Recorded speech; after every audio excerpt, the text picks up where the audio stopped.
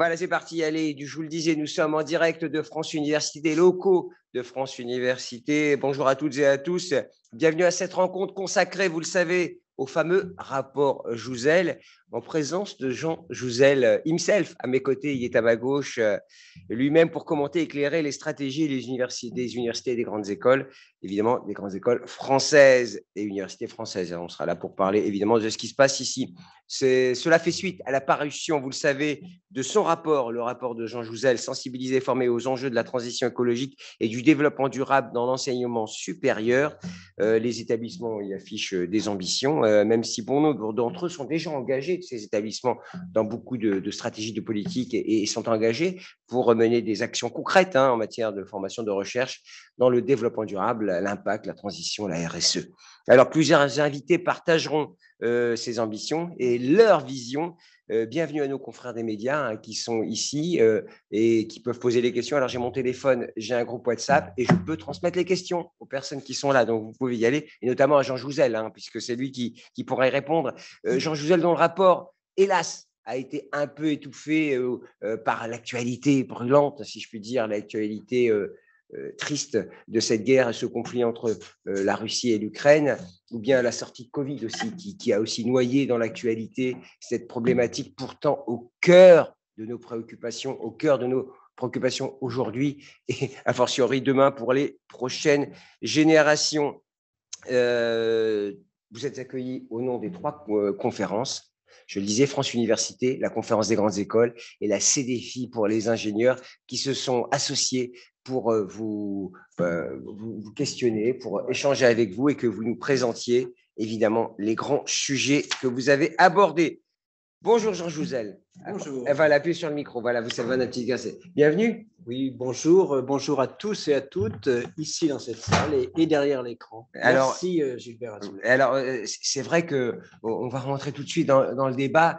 Pourquoi, et vous avez tenu à le dire, pourquoi il est essentiel que tout le monde comprenne bien ce que recouvre la transition écologique, parce que c'est un concept, mais ça recouvre des réalités bien concrètes.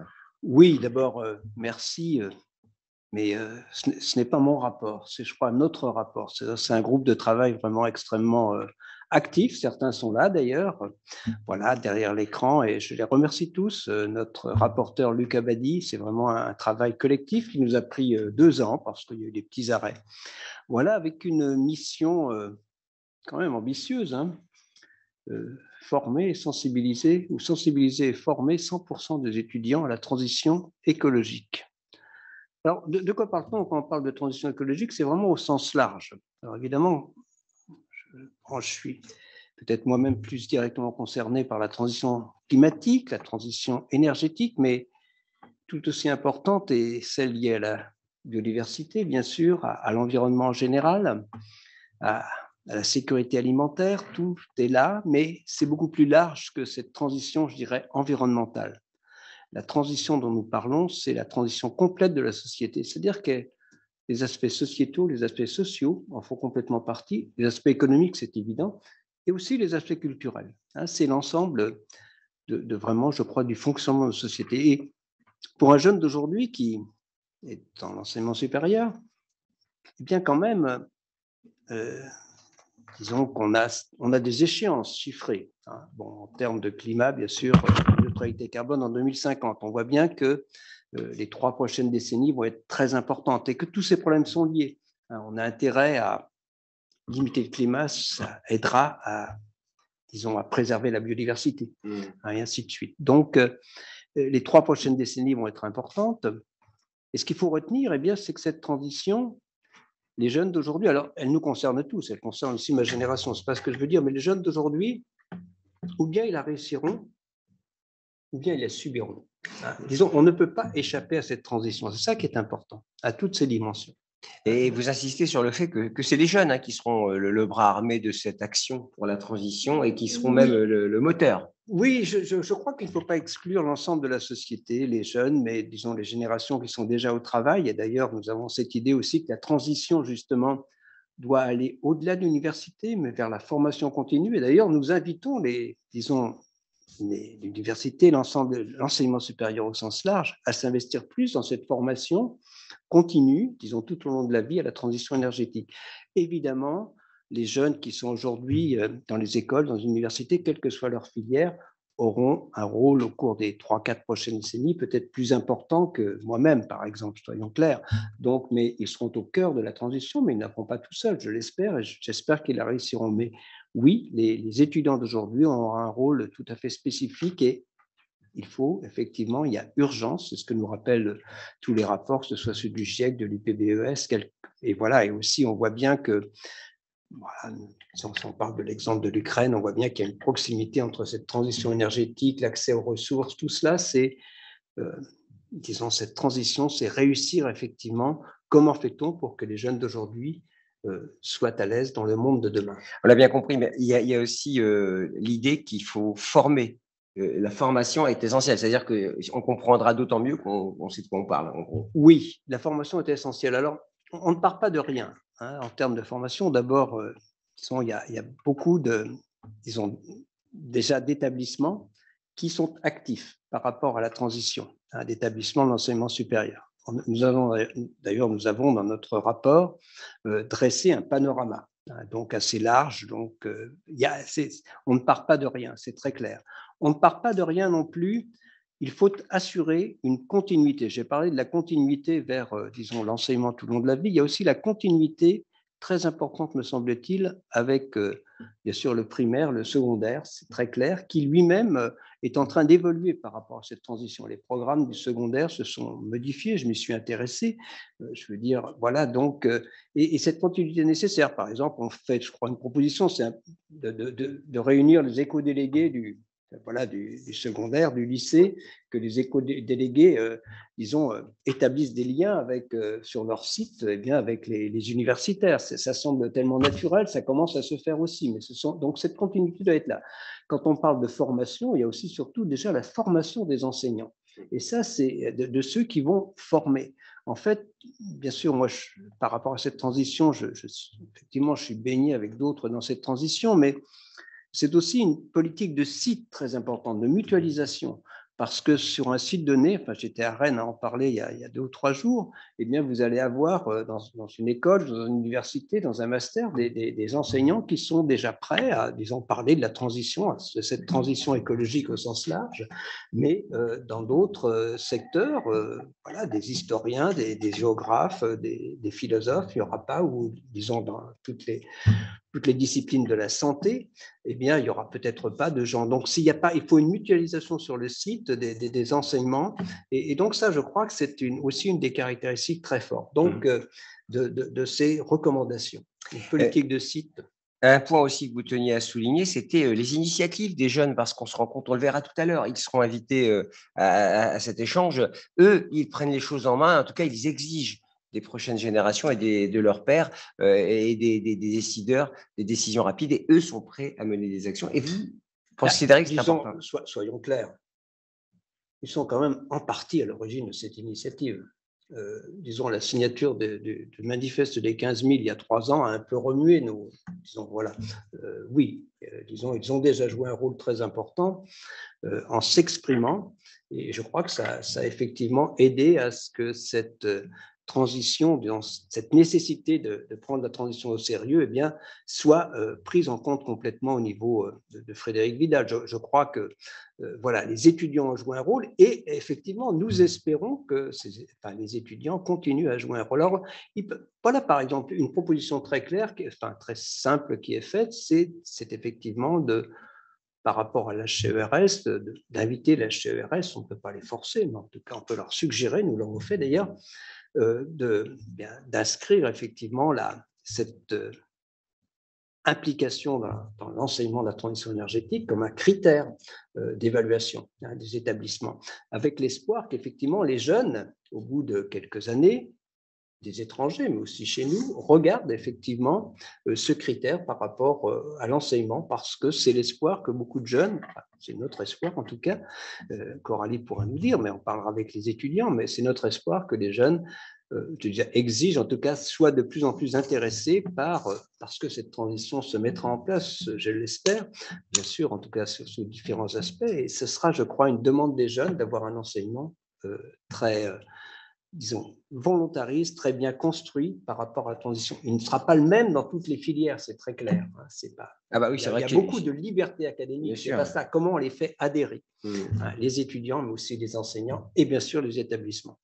Alors, tout cela demande sans doute des moyens. Hein. On ne peut pas faire simplement avec des grandes idées et la bonne volonté. Est-ce que l'État doit accorder des moyens supplémentaires pour justement accompagner cette transformation, cette transition, pardonnez-moi, oui. La transformation non, aussi. Hein. Bon, j'ai bien aimé parce que, disons, le titre de notre rapport, c'est transition écologique, et dans cet entretien, c'est transition socio-écologique. Mais j'adhère complètement à cette idée, hein, soyez-en bien sûr.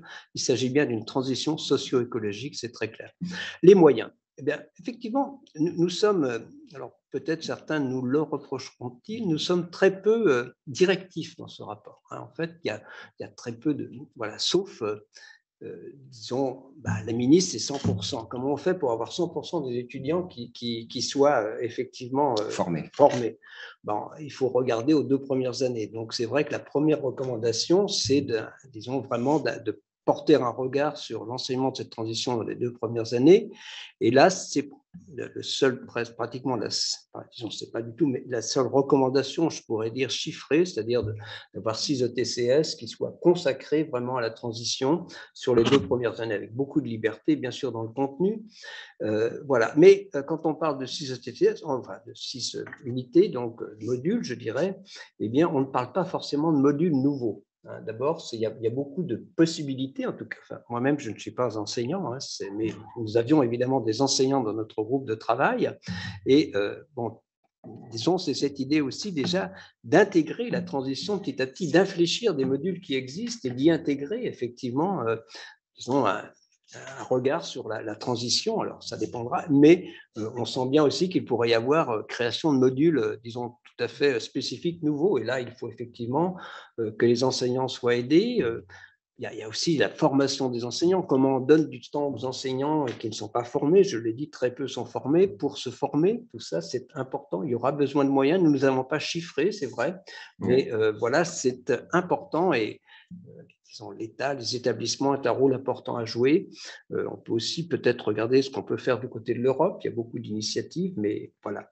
Et une de nos recommandations, c'est effectivement, disons qu'à l'issue de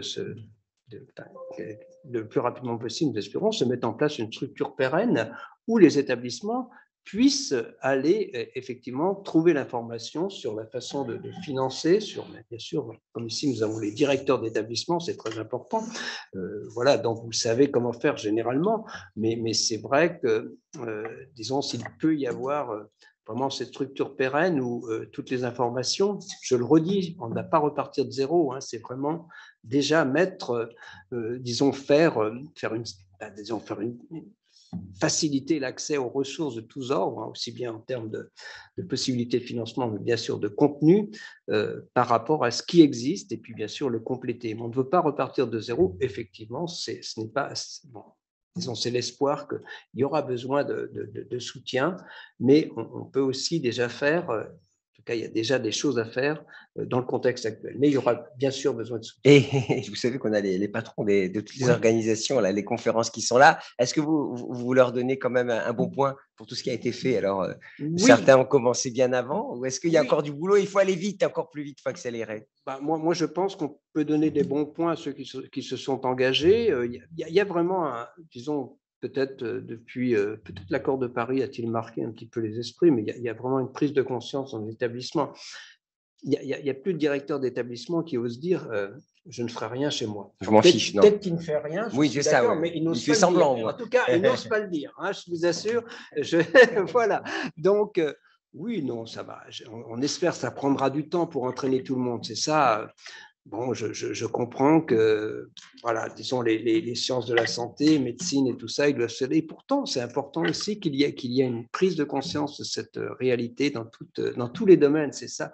Donc, il y a peut-être des domaines qui s'en sont éloignés et non concernés, mais bien sûr, ce sera aussi, je crois, le rôle bien sûr, votre rôle à vous tous, aussi des présidents d'université, d'entraîner effectivement notre espoir, c'est que ce rapport, disons, vous y adhériez, là je m'adresse au directeur d'établissement, et voilà, et qu'après vous reveniez vers ce groupe de travail, où ce qui en bien sûr cette structure pérenne et qu'on interagisse. Mais il y a vraiment, nous sommes très conscients que ça prendra un peu de temps à se mettre en place, bien sûr, mais il faut y aller. J'en profite pour signaler à mes confrères qui nous écoutent, s'ils veulent poser des questions, ils peuvent interpeller M. Jouzel. Il y aura une séquence de questions avec la presse, évidemment avec les personnes qui nous écoutent. Vous avez évoqué le HCERS de Thierry Coulon il y a quelques instants.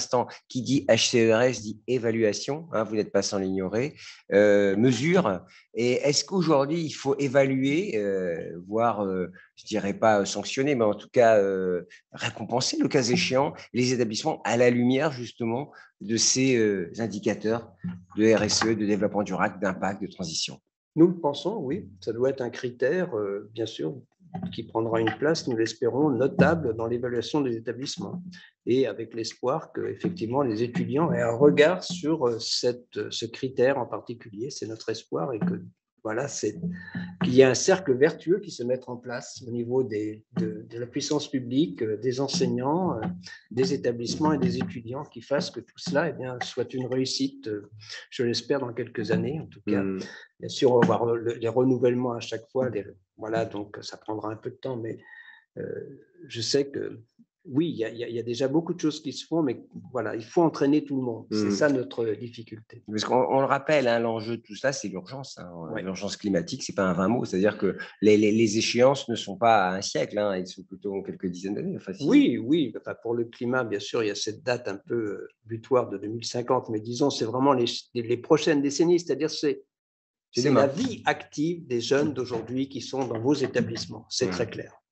Donc, alors, voilà. Oui, juste, j'en profite parce que je n'ai pas de questions de journalistes. En revanche, j'ai quelques questions d'intervenants plutôt professionnels de notre milieu qui parlaient de référentiel. Vous avez évoqué, vous, hein, le référentiel. Il y a même 5 compétences que vous demandiez d'acquérir ou de mettre en œuvre. Est-ce que 5, c'est trop? C'est pas assez? J'avoue, quand je l'ai lu, je ne savais que penser. Mais comme vous êtes Monsieur Jouzel, je me suis dit, ça doit être sérieux. Hein.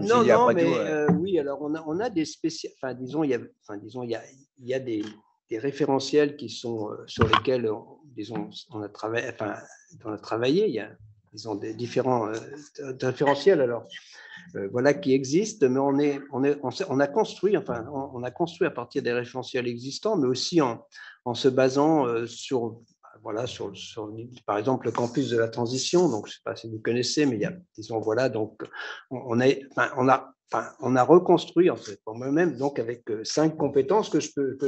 Moi, je peux même on en dit une chacun. Allez, voilà. Allez, dites la première. Appréhender les équilibres et les limites de notre monde par une approche systémique. On peut détailler, hein, je vous laisse détailler. Oui, mais l'idée, comment chacun d'entre nous devrait savoir comment disons, sa vie de tous les jours a une conséquence sur l'environnement local et global. Et ça, ce n'est pas le cas actuellement. C'est très clair. Saisir les ordres de grandeur et les incertitudes par une analyse prospective. Oui, bien sûr, ça c'est vrai pour tout. Il y a beaucoup, c'est vrai dans le domaine qui me touche, le climat, nous avons des certitudes, mais il y a aussi des incertitudes sur, par exemple, comment on va, disons, à caractère régional. Il ne faut pas non plus, il faut regarder la science effectivement avec, disons, ce que nous savons effectivement, mais aussi les incertitudes. Et c'est vrai, je crois, dans tous les domaines. Dans le domaine de la biodiversité, ce n'est pas si simple non plus, c'est plus difficile à quantifier. Voilà. Donc, c'est prendre un peu de temps pour regarder ce que notre environnement requiert comme attention, mais bien au-delà, je le redis aussi, on va parler de bassins d'emploi, de modifications. C'est très dur, par exemple, de savoir dans cette transition comment vont se modifier les emplois. Donc, par exemple, et c'est pourtant très important pour tous les établissements. C'est aussi, on souhaite aussi que, disons, à la clé de cette démarche, les emplois pas forcément dans l'environnement, mais disons que ça facilite effectivement l'intégration des jeunes dans les entreprises. Je vous laisse dire le troisième, moi j'ai dit le deuxième. Ah oui, co-construire les diagnostics et les solutions. Ça, la co-construction, elle est effectivement à tous les niveaux, au niveau des établissements, des étudiants, des enseignants.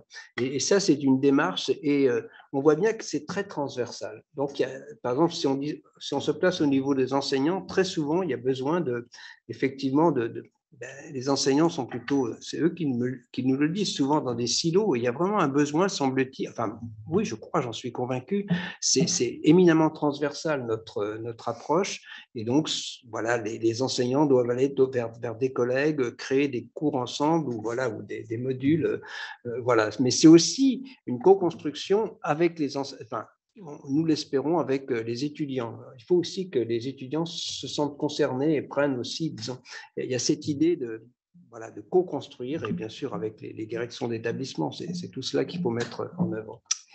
Oui, il y a peut-être un effet générationnel, hein, que la co-construction, ça se fait beaucoup chez les nouveaux profs, les nouveaux enseignants, j'imagine, parce que c'est cette habitude, plus les nouveaux outils de collaboration permettent. Je ne veux pas dire que, passé un certain âge, on ne peut plus collaborer. Ne me faites pas dire ce que je n'ai pas dit. Hein. Non. Utiliser, allez-y. Utiliser les outils pour concrétiser les évolutions. Oui, là, par exemple, l'outil numérique en fait partie, mais c'est aussi l'expérimentation qui peut être, il peut y avoir disons, vous venez de discuter aujourd'hui de bâtiments, voilà, mais aussi, il peut y avoir aussi une réflexion sur effectivement tout ce qui concerne, disons, l'université, le campus, et ça peut être aussi une réflexion. Donc, je veux dire par là que ce n'est pas simplement l'enseignement, c'est aussi l'action qui peut être au niveau d'un campus. Et là aussi, agir en responsabilité, c'est un peu cela aussi. Voilà.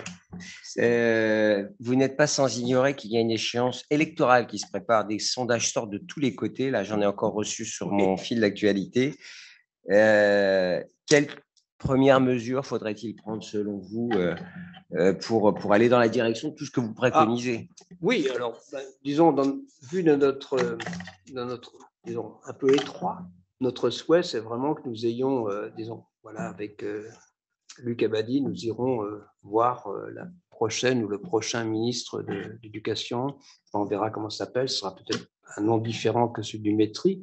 Et il y a un engagement de Frédéric Vidal à essayer de mettre en place une grande réunion du type de celle-là, mais avec, disons, un peu plus large, où effectivement nous essayons avec l'ensemble du groupe de travail de sensibiliser le maximum de personnes. Notre espoir, ce serait d'avoir cette réunion en mai ou juin.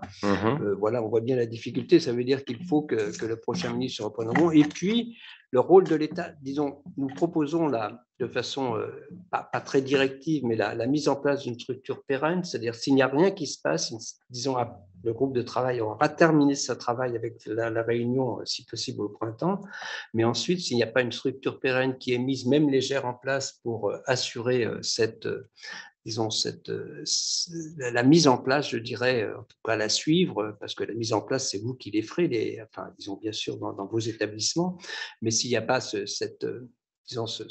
lieu névralgique où on peut s'adresser, eh bien, je crains que ça ne mette pas en route la transition. Donc, ça sera, pour moi, c'est vraiment une étape. Mais bien sûr, voilà, plus généralement, dans la campagne électorale, eh bien, oui, la transition n'a pas eu la place que moi j'espérais, je le dis franchement, ni que d'autres espéraient, mais ni l'enseignement, ni la recherche. Ce n'est pas que pour ce qui me concerne, le climat, l'énergie, mais c'est aussi vrai, on a beaucoup de regrets que la recherche parce que la recherche est concernée aussi. Hein, je souhaite, ce n'est pas simplement l'enseignement. Hein, on parle bien de l'ensemble des établissements. Dans un établissement, tout le monde est concerné, y compris les administratifs. C'est l'ensemble de l'établissement. C'est ça qui est important. Et la recherche est tout autant concernée que l'enseignement dans cette démarche. Voilà. Et j'ai le regret, effectivement, je le dis, que à la fois recherche, enseignement, transition ne soient pas à leur place dans cette campagne électorale. Oui, dans mon souvenir, France 2030, je parle sous le contrôle de nos représentants des conférences. Dans France 2030, il y a un item transition et qui, pour les investissements d'avenir, Ouais. 54 Oui. milliards quand même tout de même qu'il faudra dépenser. Je pense qu'il y a une ligne sur la transition. C'est Oui, peut-être pas assez, vous allez mais me ça, dire. oui, mais c'est un peu indépendant de la campagne électorale. Je veux Ouais. dire, c'est ça que je veux dire. Si vous avez entendu le mot recherche dans la campagne électorale, Ah non, faites-moi signe. Non, mais faites-moi signe. mais non, mais Donc, voilà. je veux bien vous faire signe, mais est-ce que ça servira? Est-ce que ce sera utile? Alors, je Ça me serait quand retourne même vers bien. mes amis du back-office. Est-ce qu'il y a des questions de nos confrères? On me dit que c'est Émeric Fortin qui est le spécialiste de ces 5 compétences Bah dont vous oui, il avez. est très bon, Émeric. Émeric, tu veux commenter? Il est où, Émeric? Ben non, il n'est pas en direct. Mais si, il est derrière son écran. Bah oui, mais C'est vous lui qui savez, pose la question. Ah non, alors, il n'a pas le droit, il est mais devant non, le con. avec le digital, c'est compliqué d'interpeller quelqu'un s'il n'est pas connecté. C'est une nouveauté du digital, évidemment. Il faut un micro, par exemple. Alors, je suis Voilà. connecté par le Ah, micro. Je ne sais pas si vous m'entendez. il est là. Oui. Bonjour. Bonjour à toutes et à tous. Un commentaire, vous êtes le spécialiste, vous avez vu. Oui. C'est comme ça qu'on vous a présenté. J'en suis très honoré, très flatté. Oui, les 5 compétences sont essentiellement reparties de celles qui avaient été proposées par France Université, la conférence des grandes écoles, il y a en 2016, il y a 6 ans, comme étant effectivement, et c'est des compétences qu'on retrouve dans à peu près tous les référentiels, le référentiel de l'ONU, même ce qui a sorti l'Europe là en termes de formation, enfin de green competence, on retrouve des choses qui sont très proches. Sur effectivement, l'idée c'est de dire que à la fois évidemment on a besoin de connaissances pour être averti, mais ça je dirais c'est essentiellement, et Jean Jouzel l'a bien rappelé, l'enseignement secondaire et primaire déjà qui alerte et qui donne ses connaissances sur le monde dans lequel on évolue, sur notre impact sur la biosphère et sur l'ensemble des challenges. Ces connaissances ont vocation peut-être à être approfondies, à être je dirais, bien entérinées, mais elles sont déjà présentes. Et puis, on est dans un monde, de toute façon, où la connaissance devient une compétence. C'est-à-dire que ce qui est important, c'est aussi de savoir aller chercher la bonne information, de savoir analyser la valeur d'une source, de savoir comparer des sources. Et il est évident que personne ne peut avoir en tête l'ensemble des ordres de grandeur et des enjeux de manière précise. Ce qui est important, c'est d'avoir une cartographie de ces enjeux, de savoir qu'effectivement, on est face à des problèmes qui sont systémiques, à la fois dans leurs différentes dimensions environnementales, mais aussi dans le lien entre l'environnement, la société et l'équité. Et donc, les 5 compétences, elles ont vocation à la fois à permettre justement de devenir acteur des transitions en ayant les bonnes façons de poser les problèmes. Parce qu'on est aujourd'hui dans un monde dont la complexité impose que savoir résoudre un problème bien posé n'est pas la compétence primordiale que doit permettre d'acquérir l'enseignement supérieur. L'enseignement supérieur, aujourd'hui, il a vocation à apprendre aux gens à appréhender des problèmes complexes, et d'où la nécessité de construire ensemble à la fois les diagnostics et les solutions, parce que personne ne peut avoir une appréhension complète et parfaite des problèmes depuis son bureau. Donc, c'est important d'échanger avec les gens concernés. Et puis, c'est important de co-construire des solutions qui articulent des dimensions techniques, des dimensions organisationnelles, des dimensions comportementales, des dimensions économiques, juridiques, etc. Donc, je ne sais pas si vous voulez que j'aille plus loin. Oui, mais c'est parfait. Voilà, on les a déjà je demande à M. Jouzel s'il est d'accord. Tout à fait. Merci, Émeric. Vous savez, c'est notre invité vedette, c'est notre vedette, c'est lui qui ouvre et qui conclut. J'ai une dernière question. Vous savez, hier se tenait le grand taux de l'association, vous savez, pour un réveil écologique, ces étudiants qui se sont mobilisés. Et dans le grand taux, ils présentaient des chiffres. Et on arrivait à un chiffre, 8 jeunes sur 10 se disaient qu'ils n'iraient pas travailler dans une entreprise qui ne soit pas impeccable sur cet item. Est-ce que c'est déjà un premier réveil ou c'est déjà une première solution? Ce serait si c'est vrai, ce serait formidable. J'espère que ça se concrétise. Bien sûr, c'est l'espoir que, disons, il y a ce désir de formation à la transition qui émane des étudiants, bien sûr. C'est le levier principal pour moi de cette grande réforme qui devrait se mettre en place. Ok, on n'a pas de questions de nos confrères, donc ce que je vous propose, si Johanna et Xavier sont d'accord de France Université, on va enchaîner avec le débat avec nos responsables des conférences, comme ça nous permettra d'avoir un peu plus de temps parce qu'on a beaucoup de choses à dire, vous le savez bien qu'on est contraint, vous restez à côté de moi, monsieur Jouzel, vous êtes là, vous ne bougez pas, hein, d'accord, on va faire une transition, si vous êtes d'accord, vers un sujet suivant, sur l'engagement et le rôle des établissements d'enseignement supérieur. Alors, Manuel Tunon-de-Lara, qui est à ma droite, président de France Université. Il sort de la Cour des comptes où il parlait rénovation des bâtiments. Donc, on est en plein dedans, si je puis dire. Bonjour, bienvenue. Bonjour, merci à tous pour ce webinaire et je salue là tous les participants. Nous avec. Je finis mon petit tour de table. À côté de vous, Mathias Bernard, qui est président du comité de la transition écologique et sociétale à France Université. Lui, c'est l'expert, hein, si je puis dire. Comme Émeric tout à l'heure, il apportera des éclairages. Laurent Champanet, il est à ma gauche, il est président de la conférence des grandes écoles. La conférence des grandes écoles qui s'est engagée depuis longtemps, hein, depuis belle lurette, hein, sur ce sujet-là. 2003, la première charte était signée chez vous. Bonjour Laurent. Et oui, il y a Denis Guibard. Est-ce que Denis est connecté avec nous? Denis, je vois votre nom s'afficher. Bonjour. Bonjour Denis. Ouais, vous êtes là. Vous êtes où exactement d'ailleurs? Parce que vous n'êtes pas à l'IMT, si j'ai bonne mémoire, si j'ai bien compris. Pardon? Vous n'êtes pas aux mines, là, vous n'êtes pas dans votre école, vous êtes ailleurs. Je suis chez moi, confiné avec le Covid. Oh, bah zut. Bah, vous avez une bonne tête, hein, comme quoi il reste en intensité. Sinon, j'aurais été avec grand plaisir avec vous, mais j'ai préféré rester chez moi compte tenu des situations. Oui, et nous aussi. Vous êtes président de la commission développement durable et responsabilité sociétale de la CGE, de la conférence des grandes écoles, aux côtés de Laurent Champanet et Jacques Fayolle, le président de la CDFI, c'est les ingénieurs, évidemment. Et évidemment, vous serez d'accord avec moi que la solution pour faire face à cette transition nécessaire, elle passe par la technologie et par les ingénieurs, Jacques.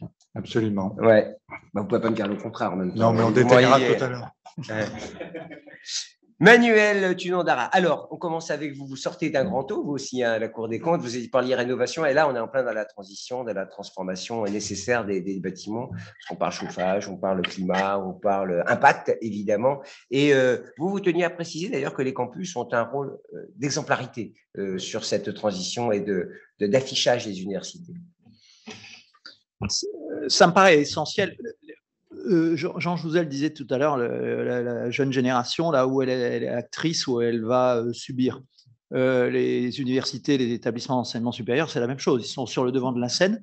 Ils ont la recherche, ça a été évoqué, la résolution des problèmes complexes. Ils ont la population étudiante dans un environnement et la formation. Et cette population étudiante, en plus, non seulement elle veut donner du sens effectivement aux études, à son métier, c'est aussi ce qui porte les générations suivantes. Donc l'environnement dans lequel ils ont l'enseignement et la recherche est très important. Et il me paraît impensable pour moi que les directeurs d'établissement, présidentes et présidents d'université, n'aient pas effectivement dès aujourd'hui un schéma stratégique sur le plan du développement durable, de la transition énergétique, parce que c'est porté par les étudiants, même s'ils ne le voulaient pas, ils y seront contraints. Vous savez que certaines universités qui étaient très avant-gardistes dans le développement durable, je pense à des universités irlandaises, ça s'est fait parce que le moteur étudiant avait imposé ça, l'avait amené.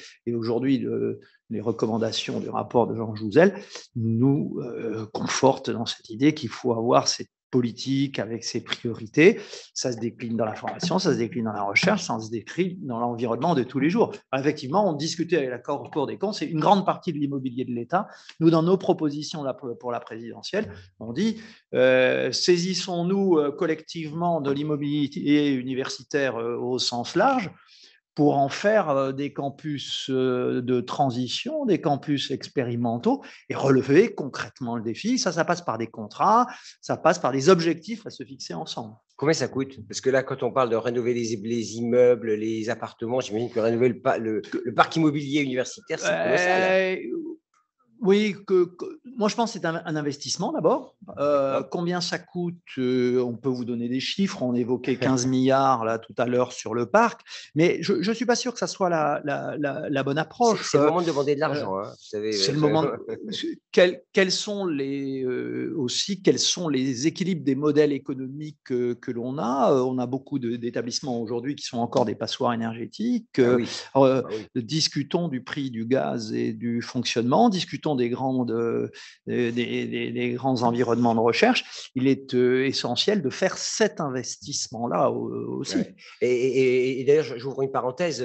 C'est votre concert, Madame Drachtemam, qui me disait qu'ils avaient reçu une note des achats publics sur l'augmentation de la note d'énergie. Donc, il est plus qu'urgent d'être en capacité de ne plus avoir des sauts de prix comme ça qui j'imagine, pénalisent les budgets si on n'a pas anticipé. Parce que c'est de l'argent perdu en plus, payer une augmentation de l'énergie. Mathias, parlons, la vision.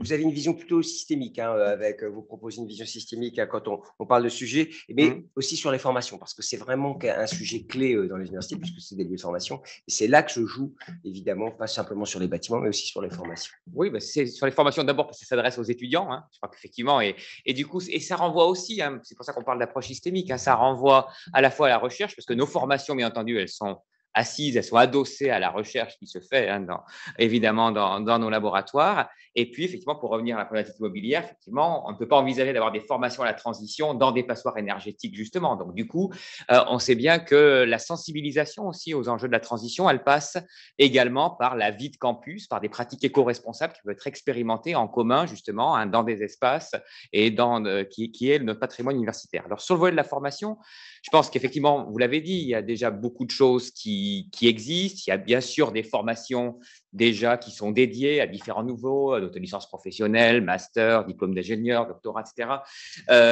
L'enjeu, il me semble, du rapport Jouzel, c'est quand même vraiment de fixer cet objectif volontariste qui est justement ces 100% d'étudiants niveau Bac+2 qui sont formés. Ça, je crois que c'est vraiment affiché. Voilà, c'est ça vraiment la nouveauté.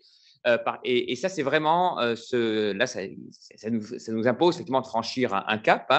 Et je crois qu'on peut effectivement le franchir de plusieurs manières. D'abord, en montrant quand même que cette thématique de la transition écologique, sociétale, environnementale, elle est pluridisciplinaire. Elle concerne toutes les disciplines. Ah oui. On a parlé effectivement des sciences pour l'ingénieur, bien sûr, la technologie, bien sûr, mais aussi les sciences du vivant, mais aussi l'économie, le droit, les sciences humaines, les sciences sociales, la littérature aussi, parce qu'il y a des enjeux de culture, de représentation. On sait bien que peut-être les résistances à certaines évolutions comportementales, elles sont peut-être pas forcément seulement techniques, mais elles sont d'abord effectivement mentales. Donc, effectivement, il faut aussi travailler là-dessus. Donc, je crois que vraiment, aucune formation n'est extérieure à ces enjeux-là. On est en mesure de réformer les formations, les maquettes pédagogiques, en fait. C'est ça qu'il faut attaquer. Alors, oui. Donc ça peut effectivement prendre du temps, mais c'est pour ça effectivement que la formule qui est proposée, qui est un module dans un cursus avec beaucoup de liberté, 6 ECTS, ça c'est faisable. Déjà aujourd'hui, il y a beaucoup d'universités qui ont expérimenté ce type de module pluridisciplinaire avec d'ailleurs parfois un tronc commun vraiment pour l'ensemble de nos étudiants et puis parfois des ajustements disciplinaires. Vous parlez même de formation certifiante d'un moment. Voilà, ça peut être certifiant, c'est pas forcément bon. Donc ça, je pense qu'il y a vraiment effectivement, il faut répondre à une urgence. Après, je dirais que l'intuition du rapport, c'est quand même de dire à partir du moment où on va implémenter une sensibilisation déjà sous la forme d'un module de 25 heures, 30 heures, 6 ECTS, ça va forcément avoir un effet transformant sur l'ensemble des formations.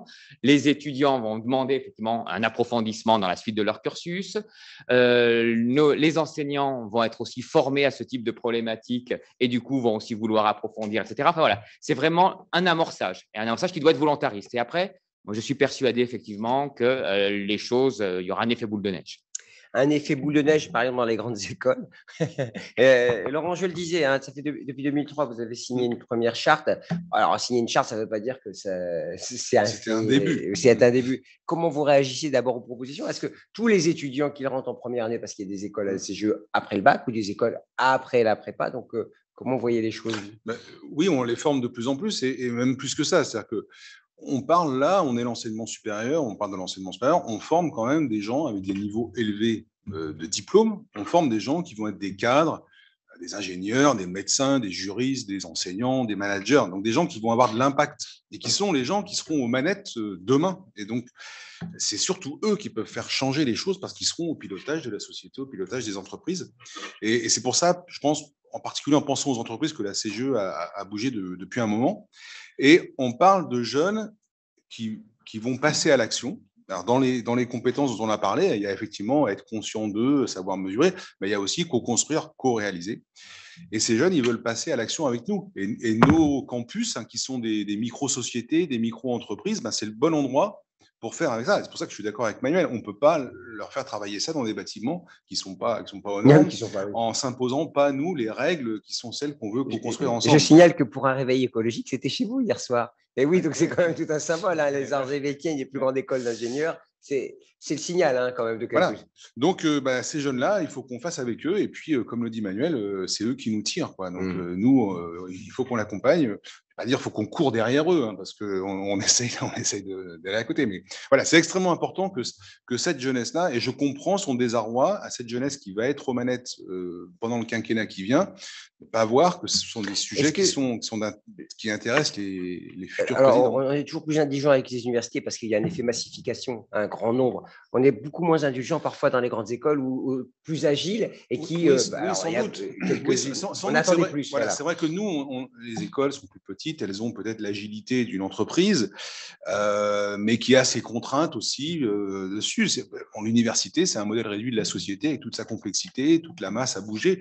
C'est les problématiques qui sont différentes, mais qui sont toutes aussi complexes les unes que les autres. Et il faut préparer les jeunes aux deux problématiques. Vous savez que votre collègue, si je puis dire, Denis Guibard, est à la maison. Il n'est pas alité, il a l'air frais, fringant, si je puis dire. Denis, votre réaction comme président de la commission développement durable et responsabilité sociale, je sais que ça fait longtemps que vous suivez ces dossiers. Vous étiez dans une grande entreprise française de l'industrie française des télécoms, donc je connais Denis depuis combien? 15 ans, Denis. Mettez le micro parce que… Oui, je connais Denis depuis 15 ans. Je connais effectivement depuis le temps où je m'occupais de développement durable chez Orange, pour citer l'entreprise. Je ne sais pas le dire, vous l'avez dit. Moi, je l'assume pleinement. Donc, il n'y a pas de… Alors, revenons à nos moutons, si je puis dire. Alors, votre regard sur ce sujet-là, alors, visiblement, Orange avait pris le pli du développement durable. Les écoles l'ont pris à un rythme varié et très différencié parce qu'il y a beaucoup d'écoles après tout. Et votre regard sur ce sujet-là, vous avez travaillé particulièrement dans les établissements. Je pense que, et je vais reprendre un petit peu beaucoup de choses qui ont été dites. D'abord, comme d'autres, je salue le travail de ce groupe de travail et le travail piloté par Jean et les recommandations qui sont faites. Donc, le premier regard que j'ai ensuite, c'est d'attendre très fortement la suite de ce rapport et de ces recommandations et la mise en œuvre de ces recommandations et la reprise par le politique, quel qu'il soit après cette phase d'élection, de ces recommandations et la mise en musique. Parce qu'un certain nombre de choses dépendent des établissements, quels qu'ils soient, mais il y a aussi besoin d'une mise en musique, d'une orchestration et d'une animation au niveau national. Je pense qu'il y a une dynamique qui est à l'œuvre depuis quelques années. Je l'ai bien vu en tant que président de la commission des DRS de la CGE. Il y a quelques années, le sujet mobilisait modérément mes collègues directeurs des grandes écoles. Ce n'est plus du tout le cas aujourd'hui et c'est absolument essentiel. On a vécu longtemps avec les initiatives d'un certain nombre d'acteurs. Il y en a toujours eu dans les grandes écoles et dans les universités qui prenaient des initiatives, qui faisaient bouger un petit peu les choses, mais tant qu'il n'y avait pas une volonté d'en haut pour animer et relancer, valoriser ces actions-là, ça restait un petit peu à petite échelle. Et le développement durable, je dis souvent, ça doit exister à tous les étages, y compris à l'étage de la direction. Et c'est ce qui est en train de se passer à l'étage de la politique. C'est aussi ce qui est en train de se passer. Et c'est ça qui donne une chance, une opportunité d'avancer à partir de toutes ces bases. Et pour reprendre ce que disait Laurent, je crois qu'il est absolument essentiel que tous les étudiants qui sortent de nos établissements, que ce soit les universités ou les grandes écoles, soient plus que sensibilisés au sujet, parce que c'est exactement ce que disait Laurent. C'est eux qui vont être aux manettes, qui vont avoir une capacité d'action supérieure à la moyenne, je dirais, des sites de nos concitoyens, de par les fonctions qu'ils vont occuper dans les entreprises. Parce que, qu'on le veuille ou non, et là je reprends un petit peu ma casquette de chez Orange, les entreprises qui sont sans doute vues comme la cause d'un certain nombre des problèmes environnementaux que nous connaissons, sont aussi sans doute le lieu où il y a le plus de solutions qui existent. que ce soit… Je vais dire ça à Total, à l'Institut Polytechnique. Hein, ils doivent mais que ce avoir soit un par peu… des solutions… Et un point important, et je pense que peut-être que Jacques y reviendra aussi, par des solutions technologiques, mais l'essentiel de tout ça, et c'est pour ça que je reprends aussi le point de Jean, que ce qui est important, c'est de voir que c'est une transition socio-écologique et que la dimension sociale, la dimension humaine, la dimension d'acceptabilité des transformations, des indispensables transformations qu'on a à faire est extrêmement importante et que c'est aussi quelque chose qu'il faut que l'on enseigne dans nos écoles et nos universités, quelles qu'elles soient. Et c'est pour ça qu'il est aussi important qu'à côté d'un cours de base de 6 ECTS dans un cours dédié, il est extrêmement important, et c'est ça qui est le plus grand challenge, je pense, c'est que les questions de développement durable, de transition écologique doivent irriguer toutes les disciplines. Exactement, exactement ce qui se passe dans les entreprises. Avant, dans les entreprises, il y avait la direction RSE, développement durable dans un coin, et puis on faisait business as usual. Ça se transforme vraiment quand le marketing, quand l'ingénierie, quand la recherche, quand la finance intègrent cette dimension, ce qui veut dire qu'il faut qu'on forme toutes ces disciplines-là à prendre en compte ces enjeux. Merci Denis, je vous connais par cœur, je sais que si je vous cède la parole, vous ne me la rendrez pas. Donc, juste surtout un mot, sur ces sujets-là. Laurent, comment on résout cette injonction contradictoire? Je parlais de Total, vous savez, à l'Institut Polytechnique, qui s'est fait quand même un peu… bref. Comment on fait? Parce qu'il y a des vraies problématiques. Pour vous, vous êtes confronté à des entreprises, des grandes entreprises qui sont peut-être pas comme vous le souhaitez dans vos rêves les plus fous. Oui, alors on se dit, enfin, on essaie de convaincre et on essaie de faire que ces entreprises puissent convaincre nous et surtout les jeunes de leurs bonnes intentions. Hein. C'est vrai que et les jeunes plus que nous sont très sensibles aux questions de greenwashing, hein, avec des définitions qui vont beaucoup plus loin que les nôtres. Hein. On se dit que effectivement. On ne peut pas forcément lutter contre les oppositions de ces jeunes sur ces sujets-là. Ça ne nous empêche pas de travailler avec ces entreprises, de former des cadres qui vont y aller, de faire des projets de recherche ensemble. Donc, on les fait avancer quand même si elles ne sont pas physiquement présentes sur nos campus. Alors, Jacques Fayolle est avec nous. Alors, beaucoup disent que la transition passera par la technologie, par les ingénieurs. Hein. Beaucoup voient dans les ingénieurs les sauveurs du monde. Alors, vous l'avez dit, il y a les sociologues, les historiens, les philosophes, les démographes, tous ceux qui font des sciences molles, comme on dit, pour les opposer aux sciences dures, n'empêche qu'elles sont importantes. Alors, chez les ingénieurs, plus encore, la pression est grande, j'imagine. Je ne sais pas si elle est plus grande qu'ailleurs, mais elle est très présente. Clairement, on dit effectivement que les ingénieurs, c'est les médecins du monde. Donc, on a une question aujourd'hui de travailler sur l'ensemble des processus. Nos étudiants ingénieurs aujourd'hui seront les cadres dans les entreprises de demain. Et il faut accompagner cette transition sur l'ensemble des processus. Donc, ça passe sur la formation, ça passe sur la production de connaissances, ça passe par la valorisation, le transfert dans les entreprises. Et de ce point de vue-là, il y a une attente forte des élèves, il y a une attente forte des enseignants pour insuffler ces éléments-là. Et les établissements accompagnent ça. Les enjeux aujourd'hui, pour nous, ils sont nombreux. Il y a un enjeu de formation de notre corps enseignant qui est clair, parce que ces questions-là, elles doivent être traitées de manière systémique.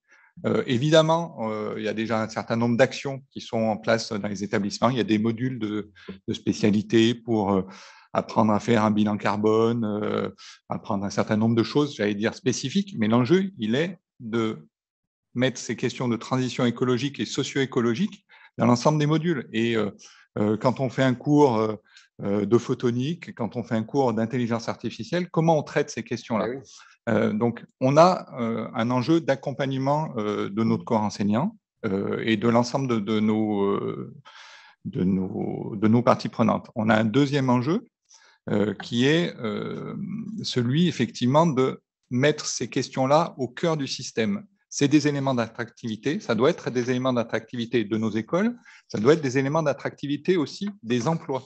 Et on le disait tout à l'heure sur les entreprises, le jour où les entreprises mettent dans leur recherche d'emploi le fait que les cadres qui recrutent demain ont cette formation-là et que c'est un élément différenciant, là, il y a un cliquet qui est franchi. Et enfin, on le disait, par nature, l'ingénierie est interdisciplinaire et les solutions, elles sont à la croisée des chemins. Et donc, on a besoin de travailler tous ensemble. Et le fait que les 3 conférences soient réunis là pour soutenir cette action-là. Voilà, c'est assez fondamental parce que, évidemment, les écoles d'ingénieurs ont leur rôle dans les sciences et technologies, mais ça touche l'ensemble des disciplines et donc on a besoin de travailler ensemble sur ces questions. En termes d'affichage, vous savez que vous connaissez le label DDRS, développement durable et responsabilité, responsabilité sociale. Alors on pose la question s'il ne faut pas le simplifier, c'est parce qu'il est compliqué. Mathias, c'est vous le spécialiste. Disons, il est compliqué, non. Enfin, il est exigeant, c'est normal. Hein, c'est un label. Et comme tout dispositif de labellisation, effectivement, il joue quand même aussi un effet levier pour justement faire avancer les établissements. Mais enfin, bon, c'est un référentiel là encore sur lequel on évalue aussi dans le cadre du processus de labellisation, on évalue aussi la trajectoire, le projet, etc. C'est pas non plus, voilà. C'est une démarche qualité, mais qui nous semble effectivement, voilà. Je vous pose la question, Mathias, je ne vous rien. Si je peux dire un mot là-dessus, parce que en plus, effectivement, Laurent parlait des tailles d'établissements. Je pense qu'il y a plus d'établissements de petite taille qui ont pu au début avoir ce label. Bon, moi quand j'étais président de l'Université de Bordeaux, on a fait cette démarche. Au-delà du contenu, des choses dont on peut discuter, la démarche est fondamentale, parce que vous mouillez tout le monde, c'est l'équipe de direction, vous mettez vraiment, c'est un défi interne.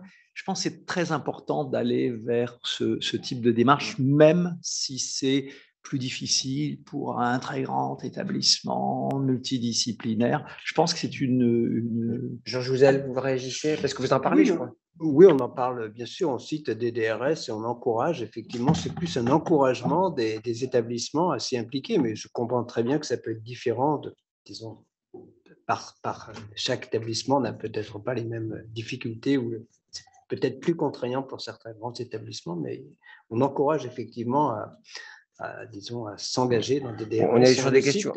On est sur des questions un peu. Oui, Denis, allez-y. Un tout petit point sur le label. Je crois qu'effectivement, le label, il est riche, mais il est systémique, comme les problèmes auxquels on s'adresse. Et il rejoint l'ensemble des composants de notre activité, l'enseignement, la recherche, la gouvernance et notre propre impact. Ce qui a été évoqué aussi, on ne peut pas prêcher l'amélioration et la transition et pas la pratiquer nous-mêmes. Et donc, effectivement, il est complexe, mais comme ça a été dit, il embarque aussi tout le monde. Et c'est ça qui est important. Il est vraiment important sur tous ces sujets-là que ce ne soit pas un coin isolé dans les organisations, mais que ce soit complètement transverse et que tout le monde embarque sur le sujet. Le face-à-face pédagogique, on dit au fond, ça devrait être l'alpha et l'oméga de la formation et pas un label nécessairement. La question que je viens de recevoir, je mets le micro d'autorité, vous avez vu. Répondez sur visiblement, on pose la question sur, au fait, ce qui compte, c'est qu'on ait vraiment une prise de conscience avec des cours et pas simplement un label. Vous parlez de 6 ECTS, ça représente des cours. C'est 30 heures et quelques. Oui, on a. Voilà, disons, il faut aussi des connaissances. Disons, des connaissances. Voilà, par exemple, des connaissances qu'il faudrait. Donc, un bac+2, les impacts, on en a cité 4, les impacts sur l'environnement à l'échelle planétaire, à l'échelle locale, les enjeux de société et de gouvernance et le passage à l'action. Donc, voilà, il y a aussi des connaissances.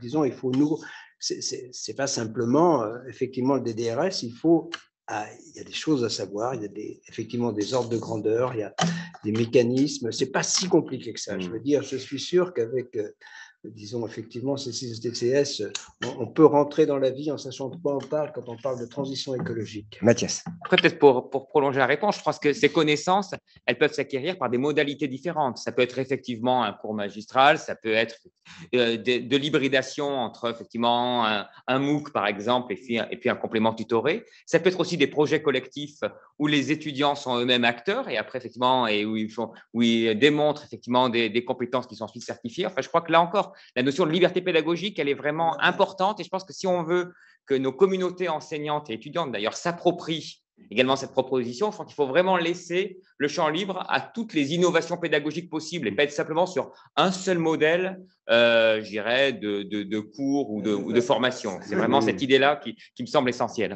La CTI, d'ailleurs, vous connaissez bien. Ah bon? On parlait du HCERS, mais la CTI aussi, elle a mis en place des procédures. Alors, effectivement, aujourd'hui, toutes les écoles d'ingénieurs qui rentrent à partir de cette année dans les phases d'évaluation ont, dans ce cahier des charges-là, comment est-ce que le champ des DRS est adressé à la fois en formation, en recherche et en transfert. Et donc, demain, tous les ingénieurs qui sont passés par ce cadre-là, avec la liberté individuelle, effectivement, de comment est-ce qu'on fait, comment est-ce qu'on transmet ça, ont ces compétences-là gravées, insufflées. Voilà. Donc, aujourd'hui, côté ingénieur, l'évaluation est en place. Après, on sait qu'il va falloir accompagner les établissements sur l'ensemble des champs. On disait tout à l'heure, on est à un moment d'élection. Tout ça va nécessiter quand même des moyens. On a besoin de former des gens, on a besoin de former plus d'ingénieurs pour accompagner cette transition. On lance une filière, on relance une filière nucléaire. La filière nucléaire, il va falloir 2-3 ingénieurs. On m'a dit 4000 supplémentaires. Voilà, il va falloir former des gens sur ces champs-là. Beaucoup de gens à former. Moi, j'aimerais aussi revenir sur la CGE, la conférence des grandes écoles que je ne présente pas, mais elle aussi, elle évalue. D'abord, pour rentrer à la CGE, on passe par certaines. Les MS, les MSI sont évalués. Là aussi, il y a une possibilité aussi de faire quelques piqûres de rappel sur ces sujets. Oui, bien sûr. D'autant plus que il s'agit de formation terminale, de formation un peu agile, sur des formats un peu courts, qui sont déjà des lieux d'expérimentation. Donc, déjà, beaucoup de ces formations étaient en avance sur ces sujets-là. Donc, bien évidemment, c'était assez facile pour nous d'intégrer des critères d'évaluation sur ces formations. Ce n'est pas forcément une grande difficulté pour la CGE ni pour ces écoles de mettre en œuvre une partie des recommandations qui sont dans ce rapport dans ça. Mais voilà, ça n'est que des éléments d'accréditation de la formation. Ce qui est important aussi, c'est tout ce qu'on met autour de la formation. Les accréditations, c'est important. On sait combien… Mais ces questions d'accréditation, comme on l'a dit, c'est aussi un levier extrêmement important pour nous, chefs d'établissement, pour faire bouger. Nos établissements sont prises avec des… Allez, un dernier mot, Denis, après on fait un petit tour de table pour conclure. Denis. Oui, ce point sur ces accréditations, c'est un levier, c'est un formidable levier. Et on se rend compte que, Jacques parlait du côté des écoles d'ingénieurs, mais sur les écoles de management, les écoles de commerce, ça fait quelques années que les accréditations internationales ont commencé à prendre ça en compte. Et ce n'est pas forcément totalement étranger au mouvement qu'ont fait un certain nombre d'écoles de management sur le sujet. Donc, ça fonctionne très clairement. Denis, juste un petit mot parce qu'on m'avait envoyé le message. Vous vouliez parler de frugalité rapidement, mais en 30 secondes. Je pense qu'à un moment donné, et ça c'est un point, les transitions qui sont devant nous, à un moment donné, elles vont certainement amener à une transition et à une transformation des modèles économiques. Les finitudes des ressources, quelles que soient les solutions technologiques qu'on va pouvoir mettre en œuvre, ça ne va pas suffire. Et je pense qu'à un moment donné, il y a une transition, une transformation des modèles économiques, des modèles de production, des modèles de consommation qui devra avoir lieu. Oui, il y en a qui la recommandent. C'est aussi des choses qui doivent transformer nos enseignements et la façon dont on prépare les acteurs de l'économie et de la société de demain. Manuel Tunon-Lara, rentrée 2022, c'est en place tout ça? Pour les 2 millions d'étudiants à peu près à l'université. C'est compliqué de me porter garant. Engagez-vous. Tout le monde, mais il faut que ça le soit. Moi, je crois beaucoup à la dynamique à la fois des établissements et des étudiants. Si on ne le fait pas nous… Mais on leur posera la question, ils sont là tout à l'heure. Mais ils le demanderont. Ils le demanderont. Ils sont extrêmement engagés. Et j'insiste sur un autre point, parce que Laurent et Jacques parlaient effectivement du rôle des étudiants comme étant les cadres de demain. Il y a une dimension éducative. Les étudiants, c'est des futurs jeunes parents aussi. Oui. Et c'est cet environnement aussi d'éducation des générations futures.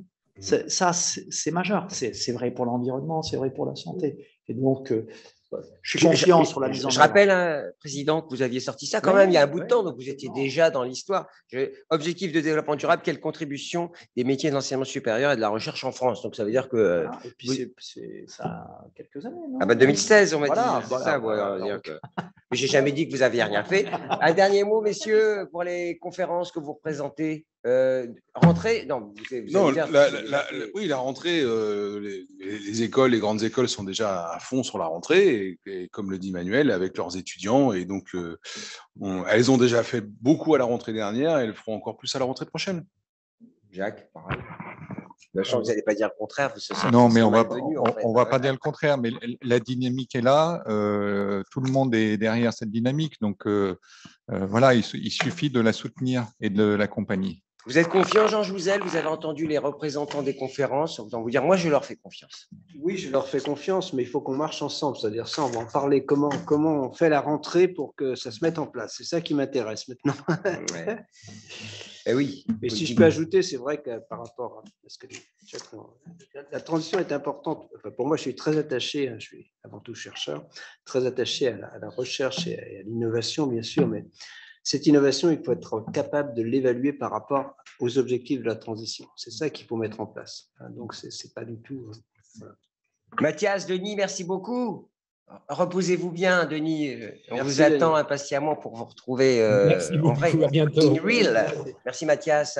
Merci Jean. Merci, vous savez qu'alors, on n'a pas, vous restez avec moi. Tout le monde reste d'ailleurs en réalité. Personne ne parle. On ne fait pas parler les jeunes là, dans Mais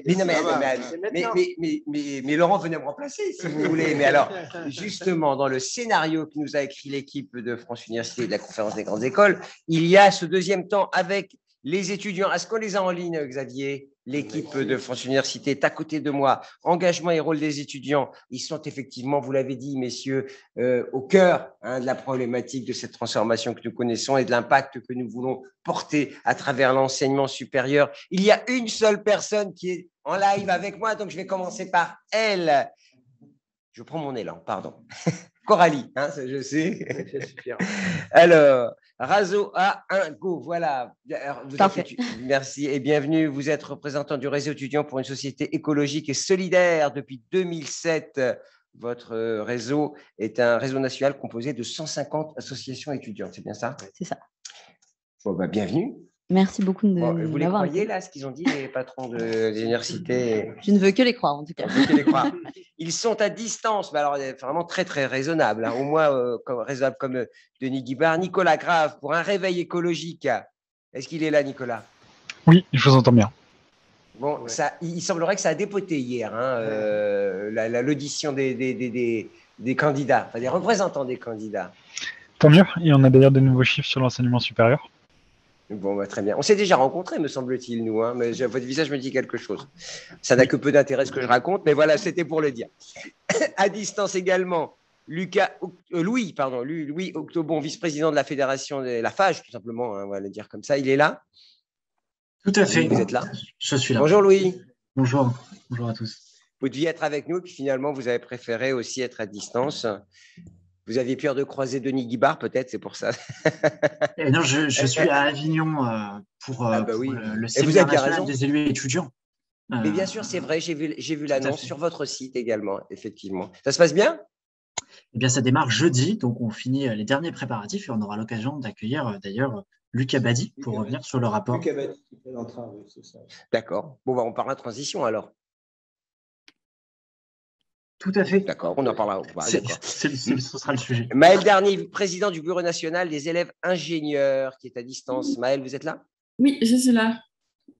Bon, les ingénieurs, on compte sur vous, vous l'avez compris, on en a parlé beaucoup. Vous Voilà, vous sentez investi d'une mission, vous les ingénieurs? J'ai cru comprendre que la question était posée sur Jacques Fayet. Est-ce qu'il y a une pression plus grande chez les ingénieurs? Je ne suis pas sûre, on verra, on peut en discuter, mais effectivement, c'est… Le teasing de la mort, on verra, on en discutera. D'accord. Jacques Fayet, les docteurs, c'est ça, les docteurs de la société, c'est comme ça que vous avez dit? Médecins du monde, oui, bon, c'est la même chose, franchement.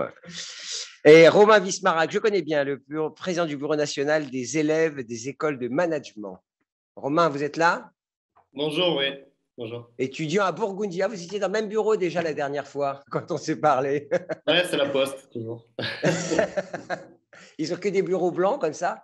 Bon, alors, on va revenir tout de suite, si vous êtes d'accord avec Nicolas. Vous êtes là, Nicolas? Oui. Hier, je le disais, vous receviez tous les candidats, les représentants des candidats. J'ai regardé 1h30 de vidéo sur YouTube pour vous dire que pour préparer, et j'ai cru comprendre que vous avez un peu bousculé avec des chiffres édifiants que vous avez présentés, hein, des étudiants qui n'accepteraient pas d'aller dans des entreprises qui ne sont pas respectueuses de l'environnement, des étudiants qui sont prêts à faire des choix de carrière radicaux. Bref, racontez-nous comment ça s'est passé et votre vision. Oui, mais peut-être commencer déjà sur quelques chiffres sur l'enseignement supérieur qu'on entend peut-être depuis un petit moment, mais c'est toujours intéressant de les rappeler.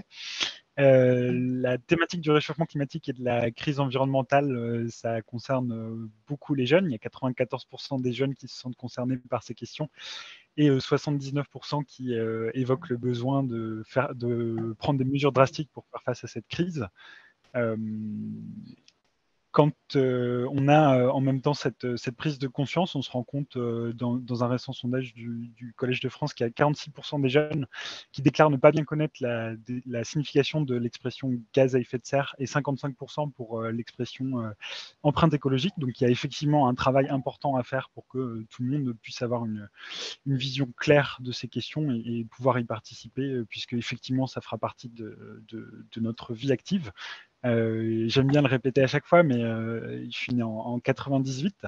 En 2050, quand on sera censé avoir atteint la neutralité carbone, je serai encore à plusieurs années de la retraite. Donc ça va bien concerner toute ma vie. Vous devriez être content. Oui, mais ça veut dire qu'il y a bien un boulot à faire et que l'enseignement supérieur a son rôle à y jouer.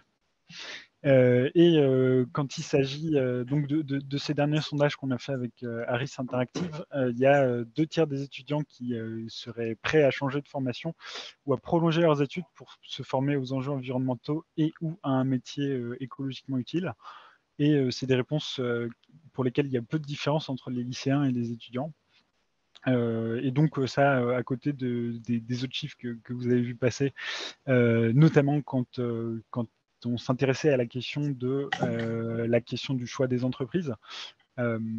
Tous ces chiffres-là sont dans une étude du coup qu'on a commandée à l'Institut de sondage et qui est donc un vrai sondage, mais ils ne sont pas encore publics. Donc j'insiste plutôt sur ce 2/3 pour l'enseignement Vous êtes en train de dire qu'il y avait des chiffres que vous ne voulez pas nous donner. Ça, c'est pas cool. Hein. Merci, Nicolas. Vous les aurez très bientôt. Juste une question, est-ce que vous avez une écoute chez les représentants des candidats? Est-ce qu'ils ont pris conscience? Parce que je crois que c'était des représentants plutôt jeunes qui étaient venus vous voir. Hein. Ce n'étaient pas des vieux, les représentants. C'est ça, c'était des représentants des équipes de campagne. En fait, au niveau des équipes de campagne, il y a un vrai problème de représentation des sujets environnementaux. Quand on voit dans tous les sondages, et pas que les sondages jeunes, hein, il y a certains sujets qui sont tout le temps prédominants par rapport à d'autres, et notamment les questions de climat ou de pouvoir d'achat sont totalement tout le temps dans tous les sondages qu'on peut trouver prédominants par rapport à des sujets de sécurité ou autres, et pour autant médiatiquement c'est pas forcément ce qu'on voit. Et donc il y a effectivement un biais de ce côté-là de la part des candidats. Nous et pas que nous, hein, toutes les autres associations et plein d'autres jeunes essayent de combler ce trou. Mais effectivement, on est un peu pris dans cette machine infernale médiatique qui ne va pas forcément dans le sens de la transition écologique. Après, je passerai la parole à Coralie. Vous êtes en guerre? En guerre, le terme, il est en guerre fort, contre cet immobilisme, cette non-prise de conscience. Vous sentez une mission quasi guerrière face à tout ça? En tout cas, l'effort à faire. Pour un réveil écologique, on a une image un peu. L'effort à faire, à mon avis, est comparable à un effort de guerre. Non. On vous écoute. Après, je passerai la parole aux autres parce qu'on vous a beaucoup entendu, hein, d'accord. D'ailleurs, c'est de ma faute, hein, mais je. L'effort à faire est comparable à un effort de guerre, je pense, même si on ne peut pas déclarer ça comme une guerre. Coralie, vous avez vu, l'effort à faire est comme un effort de guerre. C'est fort hein, ce qu'il a dit, Nicolas. Oui, et je pense que je le rejoins complètement sur ce sujet-là. Et je rejoins aussi ce qu'il dit sur le manque, enfin, la non-présence des sujets en lien avec l'écologie et comme l'a dit Jean Jouzel, aussi sur l'enseignement supérieur, la jeunesse, c'est des sujets qui sont complètement oubliés dans cette campagne. Avec l'Eurosas, on a essayé aussi d'aller à la rencontre des équipes de campagne, mais c'est pas très simple. Mais on va continuer, en tout cas, pour le prochain quinquennat également, peu importe qui sera élu, de porter nos sujets, de faire en sorte d'avoir 100% des étudiants formés et engagés sur les enjeux écologiques et solidaires, et 100% des campus durables.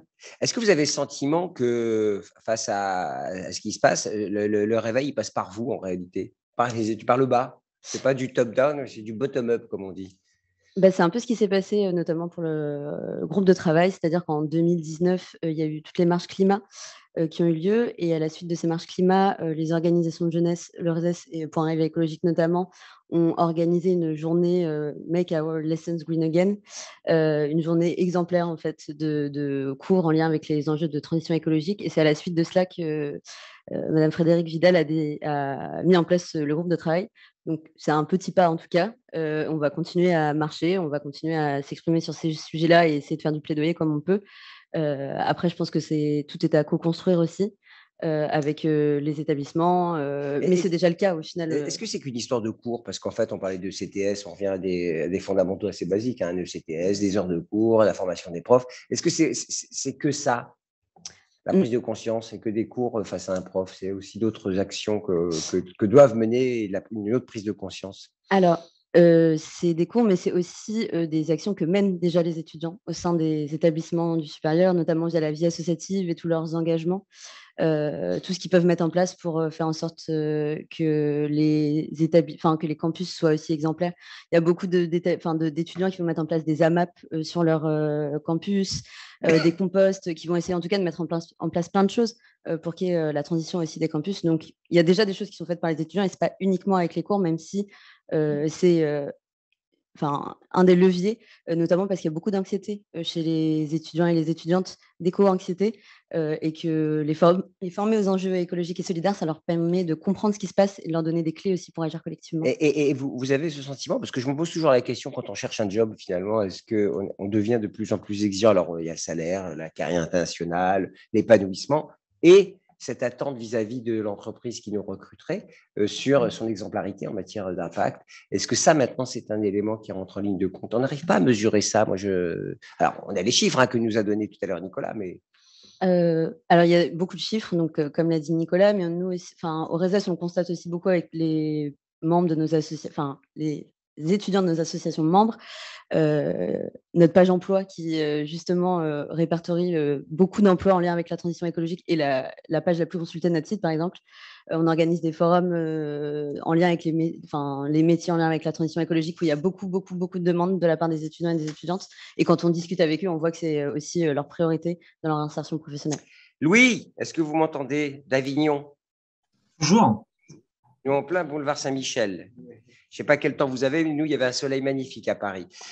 Ça, c'est pour vous dire qu'il n'y a pas qu'Avignon qui fait beau. Louis, la FAGE, vous réussissez à vous rassembler les associations étudiantes. Alors, on se pose la question, évidemment, est-ce que l'impact, la transition seront au cœur ou un élément de vos discussions? Parce que j'imagine qu'il y a d'autres choses, comme le statut de l'étudiant, la place de l'étudiant dans la société. Mais est-ce que ça fera partie de vos échanges?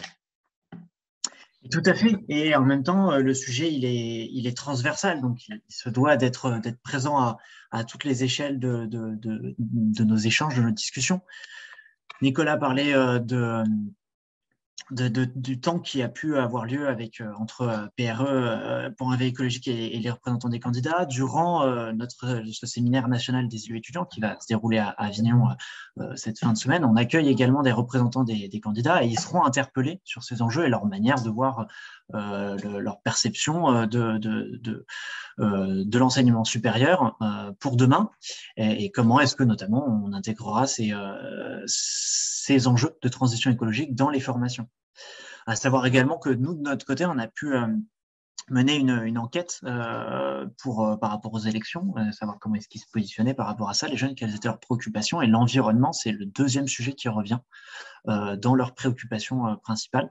Donc, ça montre bien qu'il y a un réel souhait, une attente des étudiants et des jeunes sur ces sujets-là, et donc de pouvoir les intégrer effectivement dans leur formation. On constate en tout cas que les sondages, chez les jeunes comme chez les vieux, ça marche aussi. Parce que tous les trois, vous avez sorti des chiffres uniques et des sondages. Merci Louis. Maël et Romain, vous représentez d'un côté les écoles d'ingénieurs, de l'autre les écoles de commerce. Alors Maël, bon, les médecins du monde, c'est ça Jacques. Docteur Maël, justement. Alors comment justement ça se passe au niveau des étudiants dans les écoles d'ingénieurs? Comment ça se passe? Je pense que le message, il est unanime. Et là, toutes les organisations qu'on est aujourd'hui, on porte le même message aussi. Alors, moi, je vais représenter juste la filière ingénieur, mais c'est sûr que c'est une volonté et que ça a été mentionné avant dans les interventions précédentes, mais c'est de se dire finalement, en fait, la dynamique, elle vient peut-être des étudiants, mais à notre sens, c'est quand même une question de joindre les forces. Donc déjà, joindre les forces, nous, en tant qu'étudiants, tous ensemble, parce que c'est une transformation de la société, finalement. C'est pas dépendant des filières, c'est pour tous les étudiants, c'est pour toute la société, et finalement, peut-être une transformation culturelle. Mais après, c'est de se dire, nous, comment on arrive aussi à pouvoir jouer notre rôle et quels moyens on nous donne. Je pense que c'est là où on a un message à faire passer qui est aussi avoir cette réaction de toute la société, que ce soit sur l'enseignement, que ce soit sur la politique, que ce soit sur l'entreprise, que ce soit sur le futur, etc. Et je pense que c'est un peu ce qui prouve qu'on est tous là. Alors, est-ce que moi, en tant que futur ingénieur, Vous êtes où d'ailleurs, Maëlle? Là, je suis à Strasbourg. Là. À quelle école? À l'INSA à Strasbourg. Très belle école.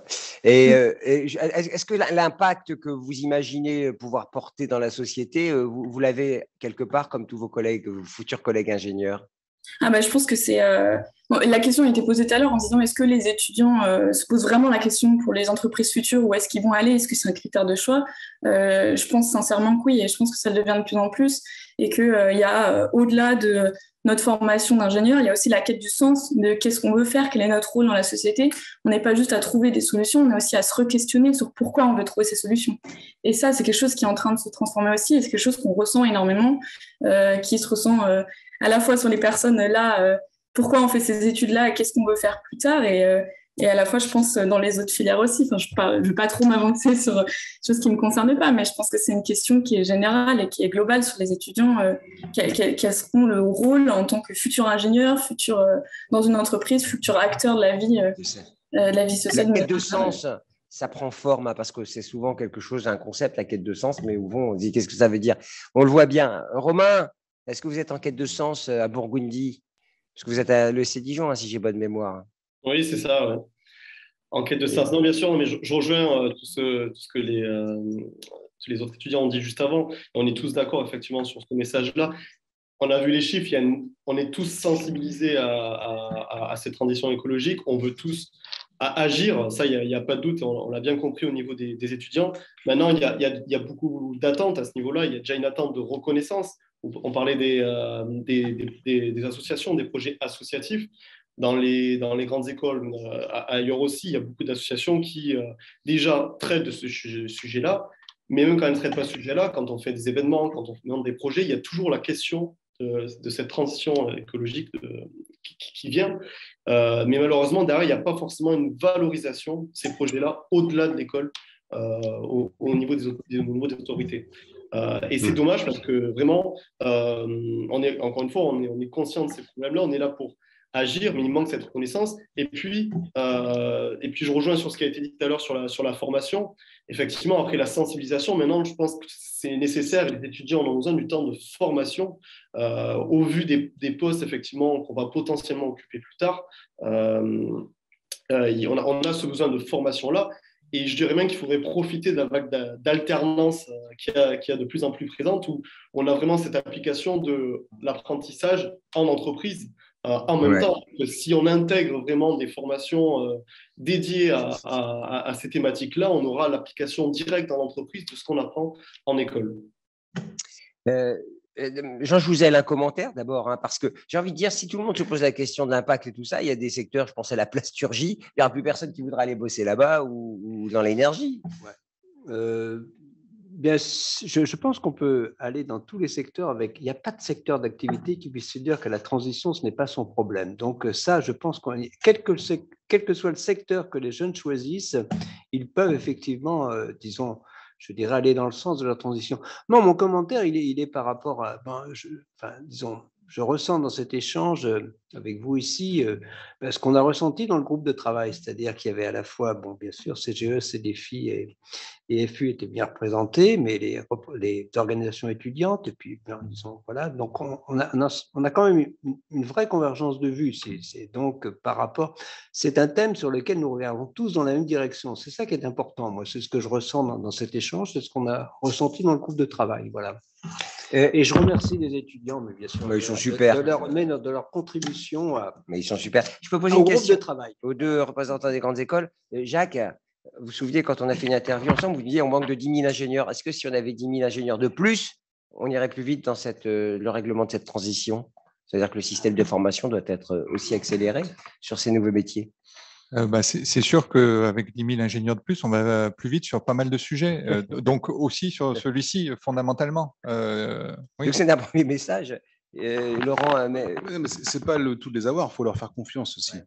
Et il y a vraiment la confiance, Jean en a parlé, il y a la confiance de la société envers la recherche, envers les gens qui savent faire. Et là, et c'est pour ça qu'on appelle aussi au présidentiable, parce que c'est à eux d'actionner tous les leviers pour faire changer ça. Manuel Lara, juste sur ce sujet-là, parce qu'on le voit bien, on a besoin aussi de compétences dans les universités et il en faut plus. C'est ça aussi, parce que c'est pas que de la formation, c'est plus de compétences spécifiques. Ça a été bien exprimé tout à l'heure, c'est éminemment multidisciplinaire, ce sont des sujets complexes, ce sont des résolutions de sujets complexes, c'est nourri par la recherche. Regardez les rapports du GIEC, c'est le fruit de la science, de l'avancée de la science. Moi, ce qui me frappe plutôt, c'est le décalage qu'il y a entre cette convergence dont se réjouit Jean Jouzel, moi aussi, et ce décalage qu'il y a avec les équipes politiques, parce que nous aussi, on a rencontré toutes les équipes politiques et on les sent très éloignés de ces défis, qui sont pourtant des défis de la jeunesse, qui sont pourtant des défis de santé, des défis de société.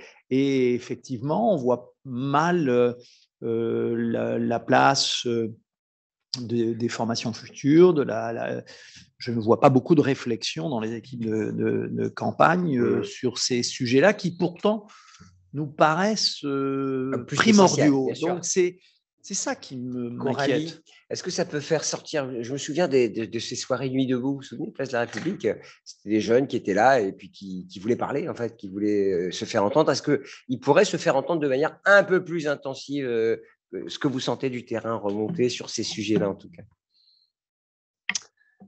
Très bonne question. Vous allez nous annoncer la révolution, c'est ça? Oui, je ne m'exprimerai pas pour tout le monde, mais on sent que là, ça commence à devenir vraiment pressant.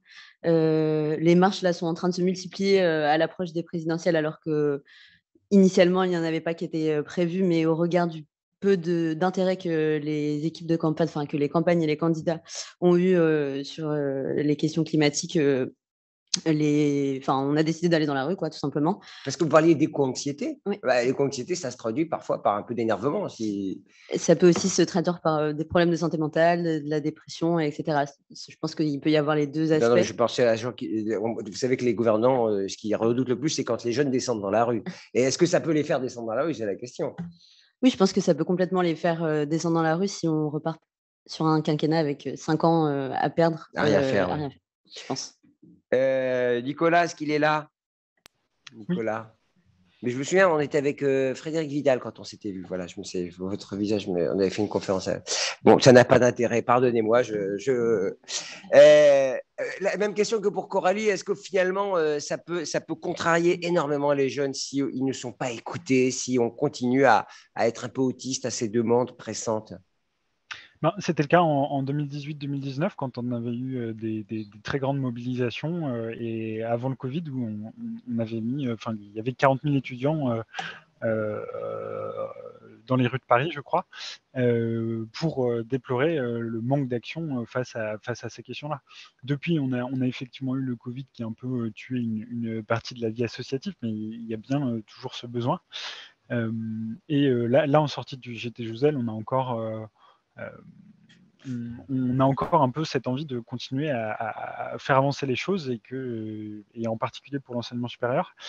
Un message qu'on voudrait passer aussi, c'est le fait que nous, là, les organisations étudiantes présentes, on constate effectivement un engagement grandissant d'une partie des enseignants et des directions d'établissement. On vous félicite pour ça, pour ceux qui s'y sont lancés. Mais on déplore aussi l'absence de réponse du monde politique.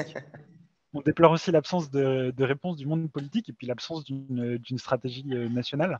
Et donc, on exhorte aussi les autorités à jouer leur rôle dans l'accompagnement de la transformation des établissements et de l'enseignement supérieur.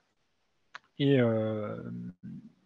voilà, les établissements ont leur rôle à jouer, notamment en jouant sur la gouvernance, le fait de mettre des responsables des DRS, en favorisant les notions de durabilité dans le choix des projets ou des stages, en valorisant l'engagement associatif et puis en permettant de reconnaître l'engagement comme aussi une des modalités d'apprentissage. Une des recommandations du GT Jouzel, c'est aussi de clarifier la possibilité de l'utilisation de la CVEC à destination de la transition écologique quand ça recoupe effectivement les problématiques de la vie étudiante.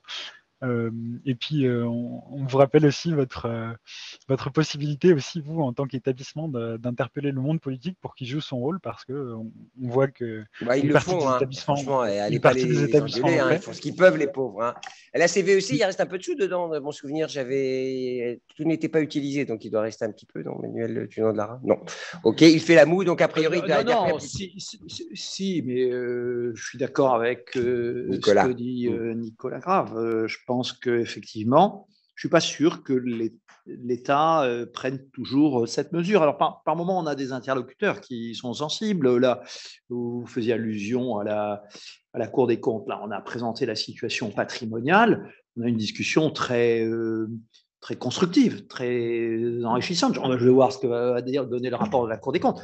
On attend ensuite quelle conclusion tire l'État du rapport de la Cour des comptes. Oui, c'est toujours le cas. Si le rapport est publié d'ailleurs, parce qu'ils ne sont pas tous publiés, vous savez, à la Cour des comptes. Jacques Fayol, vous vouliez dire un mot? Oui, sur ce que disait Manuel tout à l'heure, sur ce sujet, le rapport entre science et société est fondamental. La science a beaucoup à apporter à la société sur ces champs de transition, mais il faut que la société se saisisse de la science. Il faut que nos représentants, et en période électorale, il faut que nos représentants politiques se saisissent de ces questions scientifiques et en fassent un sujet de société. Et aujourd'hui, effectivement, on est en manque de ça. On manque de docteurs notamment. Il faudrait peut-être aussi qu'il y ait plus de docteurs. J'en profite pour faire un appel, même si je ne sais pas si ça sera très utile. On manque de docteurs en France. Ça baisse un peu si j'ai bonne mémoire. Les chiffres ne sont pas terribles. Mais pourtant, c'est un parcours magnifique. On va faire un dernier tour de table. La FAGE, vous êtes à Avignon. Je rebondis sur la question que je posais tout à l'heure. Louis, est-ce que les syndicats seraient prêts à descendre eux aussi, parce qu'eux aussi sont beaucoup plus engagés sur le champ politique? Oui, de toute façon, on a pu soutenir et être présent lors des mobilisations récentes. Là, il y en a quelques-unes qui ont pu reprendre. Il y a d'ailleurs même un Tour de France qui se fait à l'initiative de plusieurs organisations jeunes présentes pour mettre en avant ces sujets, les sujets de l'environnement, de démocratie, de justice sociale et de mettre en avant les actions réalisées par les jeunes. Donc oui, on le fait et on continuera de le faire tant que ce ne sera pas suffisamment pris en compte, que ce ne sera pas entendu et qu'on arrivera, qu'on ne pourra pas atteindre les enjeux qu'on s'est fixés avec les échéances pour 2050, 2030, etc. Maël et Romain, dernier mot aussi pour vous, on arrive à la fin. Excusez-moi, vous avez l'impression sans doute que je chronomètre un peu, mais c'est ça, c'est le travail qu'on m'a donné, c'est de faire le maître des horloges, puisqu'on a peu de temps et beaucoup de gens qui parlent, et des gens très intéressants, c'est ça qui est... Alors Maël, bien qu'en étant élève ingénieur, on est plutôt très très bien loti, on est gâté quand on est dans une école d'ingénieur. Pour autant, vous avez ce sentiment que les ingénieurs, les futurs ingénieurs, eux, sont engagés sur ce chemin de cette transition et d'impact dans les entreprises, notamment, parce que c'est là que tout va se jouer. Alors, j'ai Louis à l'écran, mais je voudrais voir Maëlle, moi. Oui, oui, Ah. mais j'ai pas compris la question. Désolée. Peut-être qu'elle n'était pas si intéressante que cela, mais je disais, dans les écoles d'ingénieurs, on est plutôt gâtés, on est plutôt bien encadrés. Et est-ce qu'au fond, cette préoccupation, elle est quand même bien présente? Alors, Jacques Fayol me regarde avec des grands yeux, évidemment. Mais est-ce qu'au fond, l'exigence que vous portez, c'est-à-dire d'être extrêmement regardant sur le parcours, la carrière, les attendus dans l'entreprise, vous les sentez chez vos collègues, chez vos jeunes collègues ingénieurs? Je pense que déjà, c'est sûr, c'est grandissant. Après, enfin, quand on est lâché dans l'enseignement supérieur, en tout cas, je pense que là, pour le coup, c'est pareil pour toutes les filières, donc école d'ingé ou pas, c'est vrai qu'on est encore assez jeune et on est noyé par énormément d'informations. Je pense que c'est aussi pour ça tout l'intérêt de se dire, finalement, transformer les formations et dire, maintenant, c'est des choses qu'il faut qu'on inculque à nos jeunes pour devenir les docteurs de demain, si vous voulez qu'on soit les docteurs de demain. Je pense que c'est aussi une manière de comprendre vraiment vers où on va et pourquoi on doit faire ça. Et donc oui, alors ça se ressent. Faut que ça... Alors on est bien logé peut-être en encadrement, etc. Mais ça a été aussi mentionné tout à l'heure. Il y a un réel besoin de formation du corps enseignant, des professeurs aussi. Et c'est la première chose à faire. C'est le premier niveau. Donc c'est sûr. Merci Maëlle. Merci Maëlle. Romain, est-ce qu'à la Poste, vous avez donné des leçons à tout le monde de développement durable du RSE? Ah ben totalement. Mais justement, en fait, quand on arrive à l'entreprise ou qu'on est en alternance ou quoi, on le sent, ce mouvement dans les entreprises de plus en plus d'imposer la notion de développement durable, pas seulement dans des postes qui sont dédiés à ça, mais dans tous les postes. Moi, je suis dans l'événementiel, c'est une question incontournable et on la traite au quotidien. Mais du coup, avec le recul, on se dit, mais c'est dommage parce qu'on n'a pas eu assez d'infos avant sur des formations de ce type. On n'a pas été assez poussé dans ce sens-là. On est déjà en entreprise, donc on va prendre la machine en route. Sur le tas. Voilà, mais on se dit, mais avant, on n'a pas eu toute cette, pas sensibilisation, pardon, mais toute cette formation dans ce domaine-là. Et donc, on s'adapte, oui, on s'adapte. Mais c'est dommage. Il faut être outillé, c'est ce que vous nous dites, Romain, et c'est ce qu'a dit Coralie, c'est ce qu'a dit Nicolas, c'est ce qu'a dit Louis. Voilà. Merci beaucoup. Ils sont bien, les étudiants. Oui. Non, mais parlez dans le micro, Louis. Jean ne sert à rien. Merci aux étudiants. Merci aux étudiants. Tous les 5, très bien. Très bien. Et c'est Jean Jouzel qui vous dit merci, hein, quand même. Hein. Moi, il ne m'a pas dit merci encore. Hein, donc, ça va venir. Ça va venir, d'accord. On continue? Merci beaucoup. Merci Coralie, puisque Coralie est à côté de moi, mais vous êtes très loin. Donc, merci à tous ceux qui sont là. Merci à Coralie qui est à côté de nous. On va passer au troisième temps de ce débat. Je vois l'équipe de France Université qui s'agit derrière l'ordinateur, 19h. Je suis pile poil dans les temps. Formation, compétences et recherche avec 3 invités à distance. Là, nous sommes vraiment décidément en plein dans la transition puisqu'ils n'ont pas d'empreinte carbone. Ils ne se sont pas déplacés. Puisque Carole Demier aurait dû venir de Marseille. Elle est directrice générale de Centrale Marseille. Vous avez été auditionnée d'ailleurs hein, par le groupe de travail. Vous êtes là, Carole? Oui, tout à fait. Bonsoir. Bonsoir, vous allez bien? On s'est déjà croisés, nous aussi, hein, dans mon souvenir. Exactement. Enfin, j'ai croisé beaucoup de gens, hein, je peux vous le dire maintenant. Aymeric Fortin, qui a déjà parlé, copilote du sous-groupe formation du groupe de travail Jouzel et guide des compétences du label DDRS. C'est ça? Il est là, Aymeric? Je suis là. Je suis là. On reconnaît votre voix. Eh bien oui, pourquoi on n'a pas vu votre visage tout à l'heure? Ah bah parce qu'on ne m'avait pas donné cette possibilité. Oui, je pense qu'il y avait une sorte de censure en quelque sorte. Et c'est dommage parce que ces images vertes nous rappellent que c'est ça aussi la transition. Et Jean-Marc Augier, avec qui j'ai échangé pour préparer cette table ronde, président de La Rochelle. Et La Rochelle, quand on parle développement durable, on peut dire qu'elle est engagée depuis longtemps sur ce terrain-là. Bonjour Jean-Marc. Bonsoir à toutes et à tous. On rappelle hein, que vous êtes aussi au sein de représentants de À l'envie, hein, c'est comme ça qu'on dit. J'avais dit Hollandie, bon, À l'envie, Alliance nationale de recherche pour l'environnement. Donc vous êtes très investi sur ce champ. Je vais commencer par vous d'ailleurs, si vous êtes d'accord, Jean-Marc Augier, parce que Manuel Tunon-Larande a parlé de la recherche. C'est fondamental hein, quand on évoque ce thème-là. On ne fera rien sans un effort massif sur ce terrain-là, dans les universités notamment. Oui, bien sûr, il faut absolument que les universités jouent leur rôle dans la production de connaissances, à la fois théoriques mais aussi concrètes, pour proposer des solutions aux grands enjeux liés à la transition climatique. Et la puissance de la recherche française dans les universités, notamment, est là pour servir ces enjeux, dans des visions qui croisent ce qui a été évoqué tout à l'heure, hein, puisque beaucoup d'universités aujourd'hui sont engagées dans des démarches systémiques qui consistent à travailler globalement sur leur propre transformation, en travaillant sur l'introduction de la transition écologique dans leur offre de formation, ce qui a été débattu dans un second temps, en accompagnant les étudiants dans leurs initiatives vertueuses, le milieu associatif, et aussi sur le troisième volet, sur la problématique de la production de connaissances liées à la recherche, avec à la fois des aspects très amont, une recherche théorique qui réfléchit, qui observe et qui conçoit des modèles, et une recherche plus appliquée qui, elle, propose des solutions concrètes sur un certain nombre de sujets majeurs, tels que celui que je vis à La Rochelle, puisqu'on est les premiers territoires menacés par la transition climatique avec la montée des océans. Le littoral, c'est un vrai sujet. Et donc là, il faut qu'on propose rapidement des solutions parce que ça va aller très vite, malheureusement pour nous. Jean-Marc Augier, est-ce que ça allait de soi quand vous êtes arrivé à la présidence? C'était quelque chose que vous avez dû imposer, quelque chose qui était naturel, quelque chose qui était latent, cette appétence pour le développement durable. Ce que je veux dire par là, c'est qu'au fond, est-ce que ça a été compliqué de le mettre en place et de le renforcer, puisque c'est vraiment emblématique, hein, les actions que vous menez? Rien n'est jamais simple, hein, dans le milieu universitaire. Alors, je suis sur une ville qui est dans ses gènes, avec un maire visionnaire, Michel Crépeau, qui avait posé des bases de développement durable très tôt, hein, puisque le vélo en libre-service date de 1974. C'est bien avant que le Vélib n'arrive à Paris et dans les grandes villes métropolitaines. Donc, on a déjà une culture sur La Rochelle qui était un peu prédisposée pour cela. Pour autant, je ne veux pas qu'on parle de La Rochelle, il faut qu'on parle de toutes les universités, mais puisque vous m'interrogez sur La Rochelle, je vais vous en dire un mot.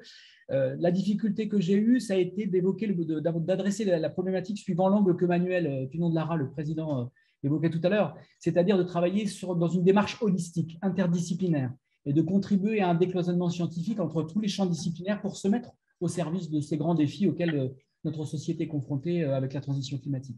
Et donc, c'est plus sur cette problématique-là de décloisonnement, parce que la majeure partie de nos établissements, du fait de leur trajectoire, de leur histoire, étaient ancrés, organisés dans des silos disciplinaires. Et un des grands enjeux auxquels j'ai été particulièrement confronté dans le décloisonnement que j'ai introduit, c'est précisément de booster, de soutenir l'interdisciplinarité en structurant l'université autour de principes d'interdisciplinarité. Mais encore une fois, la trajectoire de l'université était plutôt prédisposée à le faire, donc ça s'est passé et ça se passe plutôt bien. En tout cas, ça peut servir de référence et d'exemple, hein, parce que c'est aussi ça, hein, il y a un effet miroir qui n'est pas inintéressant pour tous les autres établissements. Après tout, s'il y a quelque chose de bien à La Rochelle, autant s'en servir. Vous êtes d'accord? Oui, bien sûr. Alors, il faut le faire avec beaucoup d'humilité, hein, parce que mon établissement est plus petit que certains. Et c'est vrai que des opérations de transformation sont plus simples à La Rochelle qu'à Bordeaux, hein, l'établissement qu'à Clermont-Ferrand, les établissements que dirigeait Manuel avant et que Mathias dirige aujourd'hui. Mais effectivement, dans les petits établissements, Manuel l'évoquait aussi tout à l'heure, hein, on peut concevoir des prototypes qui sont peut-être transposables, ou en s'inspirant d'un certain nombre de principes qu'on a développés qui sont transposables dans d'autres universités. Alors, deux écoles d'ingénieurs sont avec vous sur cette dernière partie du débat. Carole Demier, vous êtes directrice générale de Centrale Marseille. Vous avez été auditionnée et vous avez travaillé notamment sur l'approche des compétences nécessaires, hein, pour accompagner cette transition. Quelle est la nature du travail que vous avez mené? Alors, effectivement, on a mené une réflexion sur la démarche compétences parce qu'on pense, et j'ai été ravie de voir l'approche dans le groupe de travail qui a été piloté par M. Jouzel, que cette démarche peut être un véritable levier pour accélérer cette prise de conscience et pour accélérer la formation des jeunes, pour aller vers le savoir agir. Et quand on voit les 5 compétences que vous avez mises en évidence, là, moi je les trouve effectivement extrêmement pertinentes, mais les spécialistes se sont exprimés tout à l'heure. Et en particulier, ce qui m'a interpellée, c'est la première et la dernière des compétences que vous avez mises en évidence, parce que la première, c'était appréhender les équilibres et les limites, hein, de notre monde par une approche systémique. Et la dernière, c'est agir en responsabilité. Les trois autres sont un peu plus classiques dans le monde des formations d'ingénieurs, je dirais, mais la première et la dernière, elles nous invitent vraiment à revoir complètement la manière d'amener des savoirs et des savoir-faire à nos jeunes, parce que quand on dit appréhender un système complexe, ça veut dire qu'on amène certes des savoirs, mais on n'amène pas que des sciences, on amène des sciences dans toutes les dimensions, et on doit déclencher des prises de recul, des prises de conscience. Et pour ça, il faut amener des savoirs et créer des situations qui vont générer de la pluridisciplinarité, qui vont amener à chercher à comprendre comment on est arrivé là et comment on peut ne pas agir de la même façon dans l'avenir. Donc, je crois que celle-là, elle m'interpelle beaucoup. Et on va dire réfléchir sur cette démarche compétence peut nous faire espérer apporter des formations différentes plus tard. L'autre qui m'interpellait, c'est la dernière, c'est agir en responsabilité. Agir en responsabilité, ça ne s'improvise pas. Et je pense que ça nous incite, au niveau de nos formations, à mettre les jeunes en situation qui permettent cette prise de responsabilité, qui leur permettent d'endosser des rôles qui vont être importants pour l'avenir. Donc, pour ça, je crois que ça nous challenge, et ça challenge, vous l'avez dit, par des apports, mais là où je suis interpellée, c'est pas seulement par des crédits ECTS, pas seulement par des modules.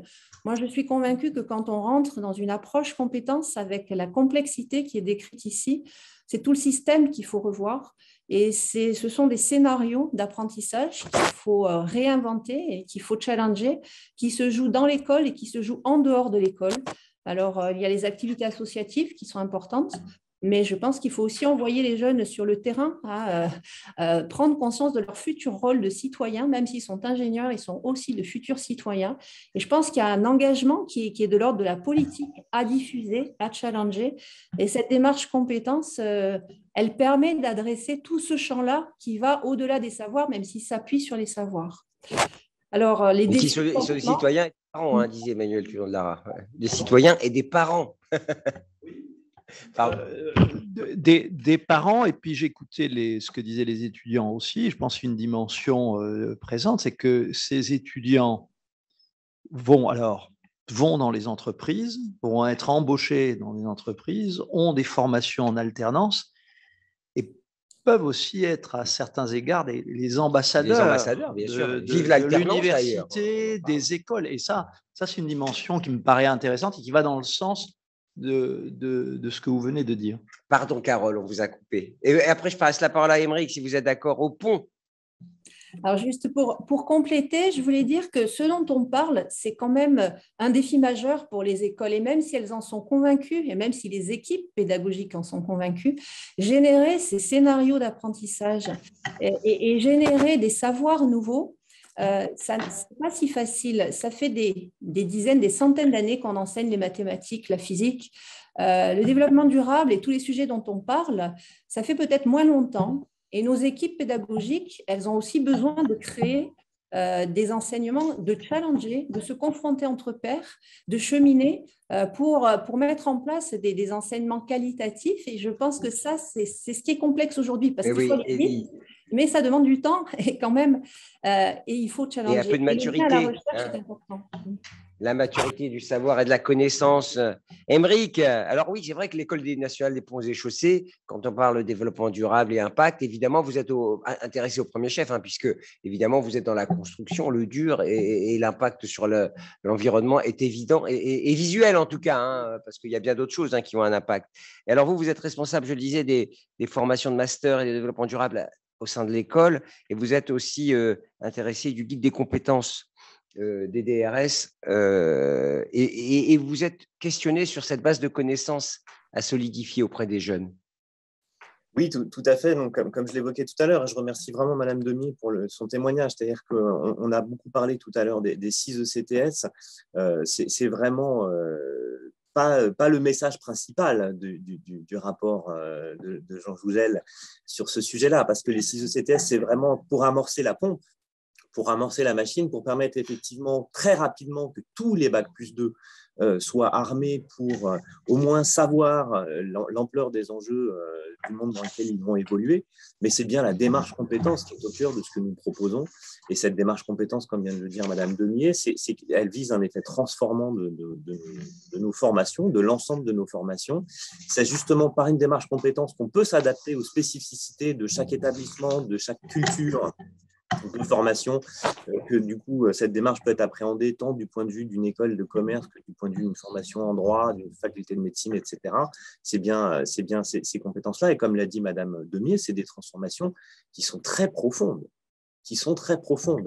avec le double challenge de réussir cette transformation profonde, avec l'urgence qui est la nôtre aujourd'hui, de répondre aux défis de la biosphère. Donc, c'est à la fois très excitant, je pense que vous en avez témoigné tous les uns et les autres, extrêmement challengeant. Et effectivement... Aymeric, je peux vous poser une question, j'en profite, parce que ça répond en plus à ce que vous... Ça questionne en plus sur ce que vous dites. L'élève ingénieur devrait-il être impliqué en priorité sur des projets d'innovation frugale, sur les low-tech, par exemple? Est-ce que c'est des pistes qu'il faudrait cultiver? C'est un peu précis, mais... Non, mais c'est Et comment aller, j'ajoute la deuxième question qui vous est destinée, comment aller vers une adaptation des pistes de solutions qui évitent le technologisme, enfin qui évitent le tout techno, quoi, en fait. Voilà, alors ça c'est… en fait, vous avez 2 minutes. Très bien, alors je vais aller très vite. Il peut parler 2 heures de ça. La frugalité, la sobriété, est clairement un des éléments de compétences clés. Et rarement, aujourd'hui, on est capable de l'intégrer dans la façon dont on envisage l'innovation. Donc, c'est pas forcément, d'ailleurs, la réponse n'est pas forcément en termes de low-tech, elle peut être surtout en l'absence de développement d'un bien ou en disant finalement, le service, il va permettre de réduire le nombre de véhicules qu'on va construire si on les mutualise mieux. Le bâtiment éco-conçu va permettre d'éviter de consommer une énergie. Donc, la façon de la produire, l'énergie, ce n'est pas la produire avec des low-tech, c'est de ne pas la produire du tout. Donc, c'est même la sobriété qui est centrale. Et effectivement, je crois que le rôle d'un ingénieur aujourd'hui, bien sûr qu'on a besoin d'innovation et d'innovation de technologies qui sont très avancées, en étant toujours attentif aux effets rebonds qu'elles peuvent générer. La 5G, c'est très bien, c'est 10 fois moins de consommation énergétique par bit échangé, sauf que ça va générer probablement des échanges beaucoup plus importants puisque ça va permettre des circulations de véhicules autonomes, etc. Donc, il ne faut pas que les effets rebonds gomment les gains attendus d'un point de vue énergétique. Mais donc, la question du rôle de l'ingénieur, je crois qu'on l'a évoqué tout à l'heure, c'est vraiment cette hybridation, c'est-à-dire que l'ingénieur, bien sûr qu'il est attendu sur la dimension technique, mais il est surtout attendu sur sa capacité à répondre à un vrai problème sociétal et donc à le poser dans sa complexité humaine, dans la complexité des ressources qui se sont nettement raréfiées, dans la complexité des limites planétaires. Et souvent, la réponse, ça ne va pas être une innovation, ça va être, ou alors une innovation servicielle. Voilà. Et donc, effectivement, avec la sobriété qui doit être mise au cœur de notre programme. Alors, on arrive à la fin. Jean-Marc, je reviens, je reboucle avec vous. Est-ce que vous avez conscience de cette urgence qu'il faut, alors vous êtes déjà très engagé, mais d'accélérer et de mettre en œuvre ces formations? Je ne peux pas vous répondre autre chose que bien sûr. Oui, ça veut dire que là, on attend beaucoup de réactions. Ça a été un peu le signe, le fil rouge de toutes nos interventions, cette urgence, cette accélération brutale qu'il faut engager.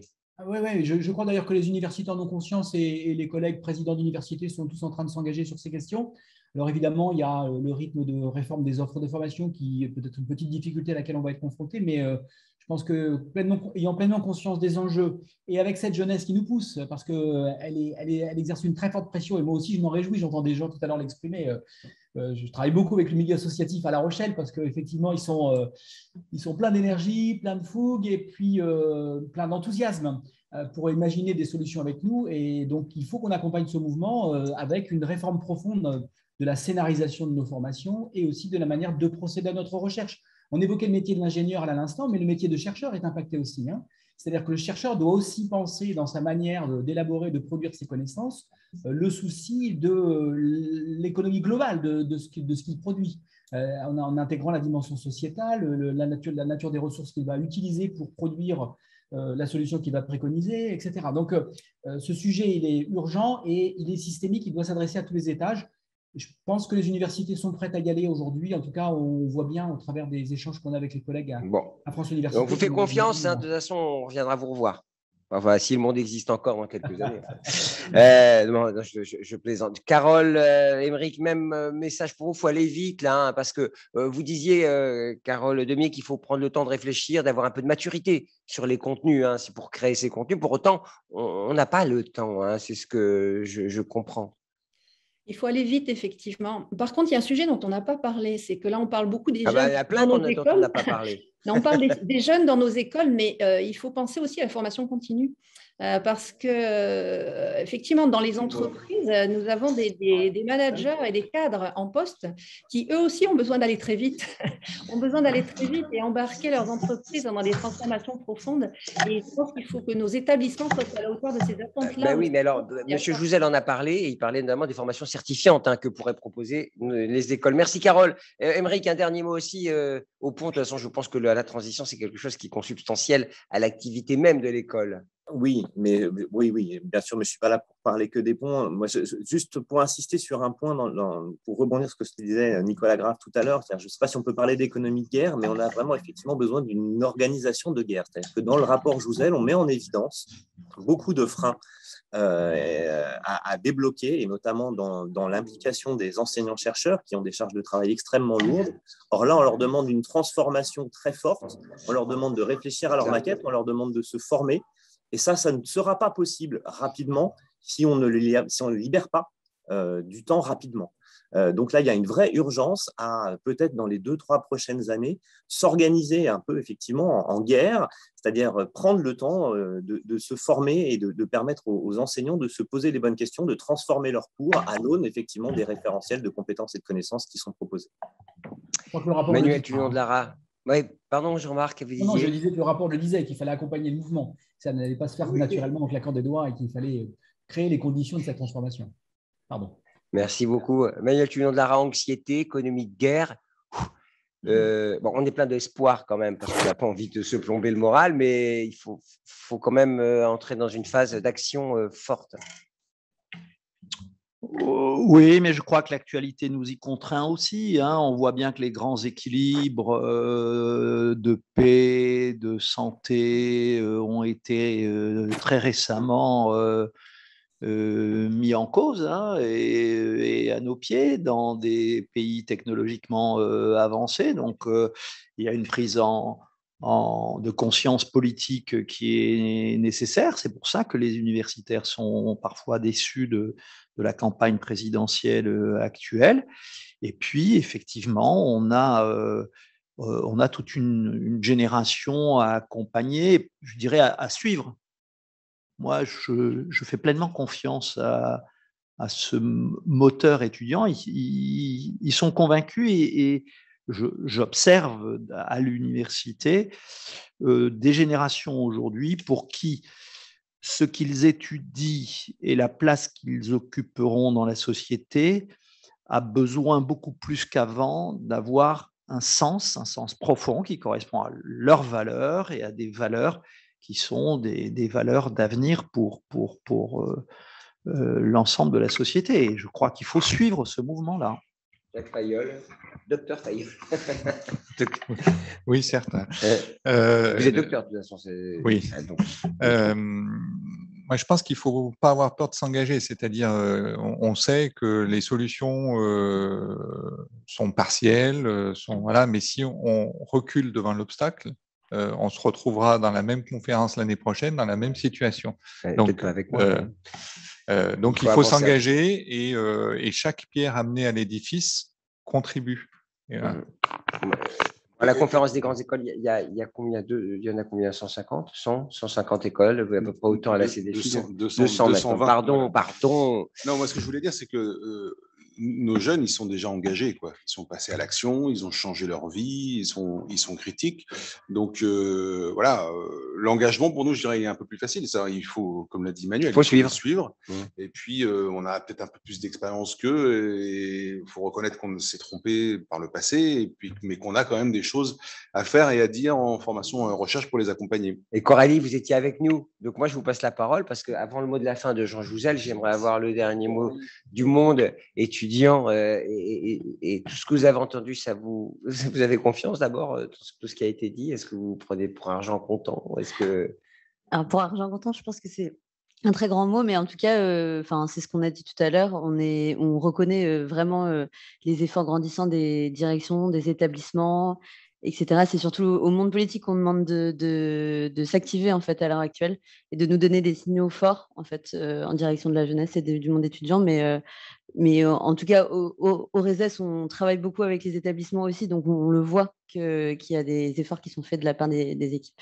Ça fait partie de leur to-do list, transition écologique, on coche. Jean Jouzel, comment vous avez trouvé notre débat? Très bien, mais bon, c'est vrai que on peut retenir ce regret collectif que, disons, la transition n'est pas la place qu'elle mérite dans la campagne présidentielle. Ça mériterait peut-être qu'on le dise, mais bon, ce qui m'intéresse, moi, après ces échanges, c'est comment on fait pour que ça ne tombe pas dans un grand trou, le rapport Jouzel. C'est ça qui m'intéresse, parce que, bon, nous, on va vous léguer ce rapport aux étudiants, alors pas aux établissements, aux étudiants. On va encore être présent avec Luc, avec tout le groupe de travail. Il y a des gens comme Émeric ou d'autres qui sont là, Gérald, et qui vont continuer à mettre la pression. Mais comment on fait collectivement? Parce que justement, ce qui m'a marqué, c'est qu'on a tous envie que ça marche. Et comment on le fait collectivement pour que ça reparte après avec le nouveau gouvernement, quel qu'il soit. Et que voilà, c'est ça qui est pas mon souci, mais qui serait mon rêve, ce serait effectivement que ça reparte de façon très dynamique et que ça se mette en place. Voilà un peu le message à vous tous. C'est vrai pour les étudiants et pour les enseignants qui sont peut-être, Émeric est enseignant, d'autres sont enseignants, mais comment on garde, je crois qu'on a eu un certain dynamisme, on s'est bien entendu au sein du groupe de travail, comment on garde ce dynamisme vous le reprenez, parce que c'est à vous de le reprendre, les directeurs, les établissements, les étudiants, et voilà, c'est mon souhait.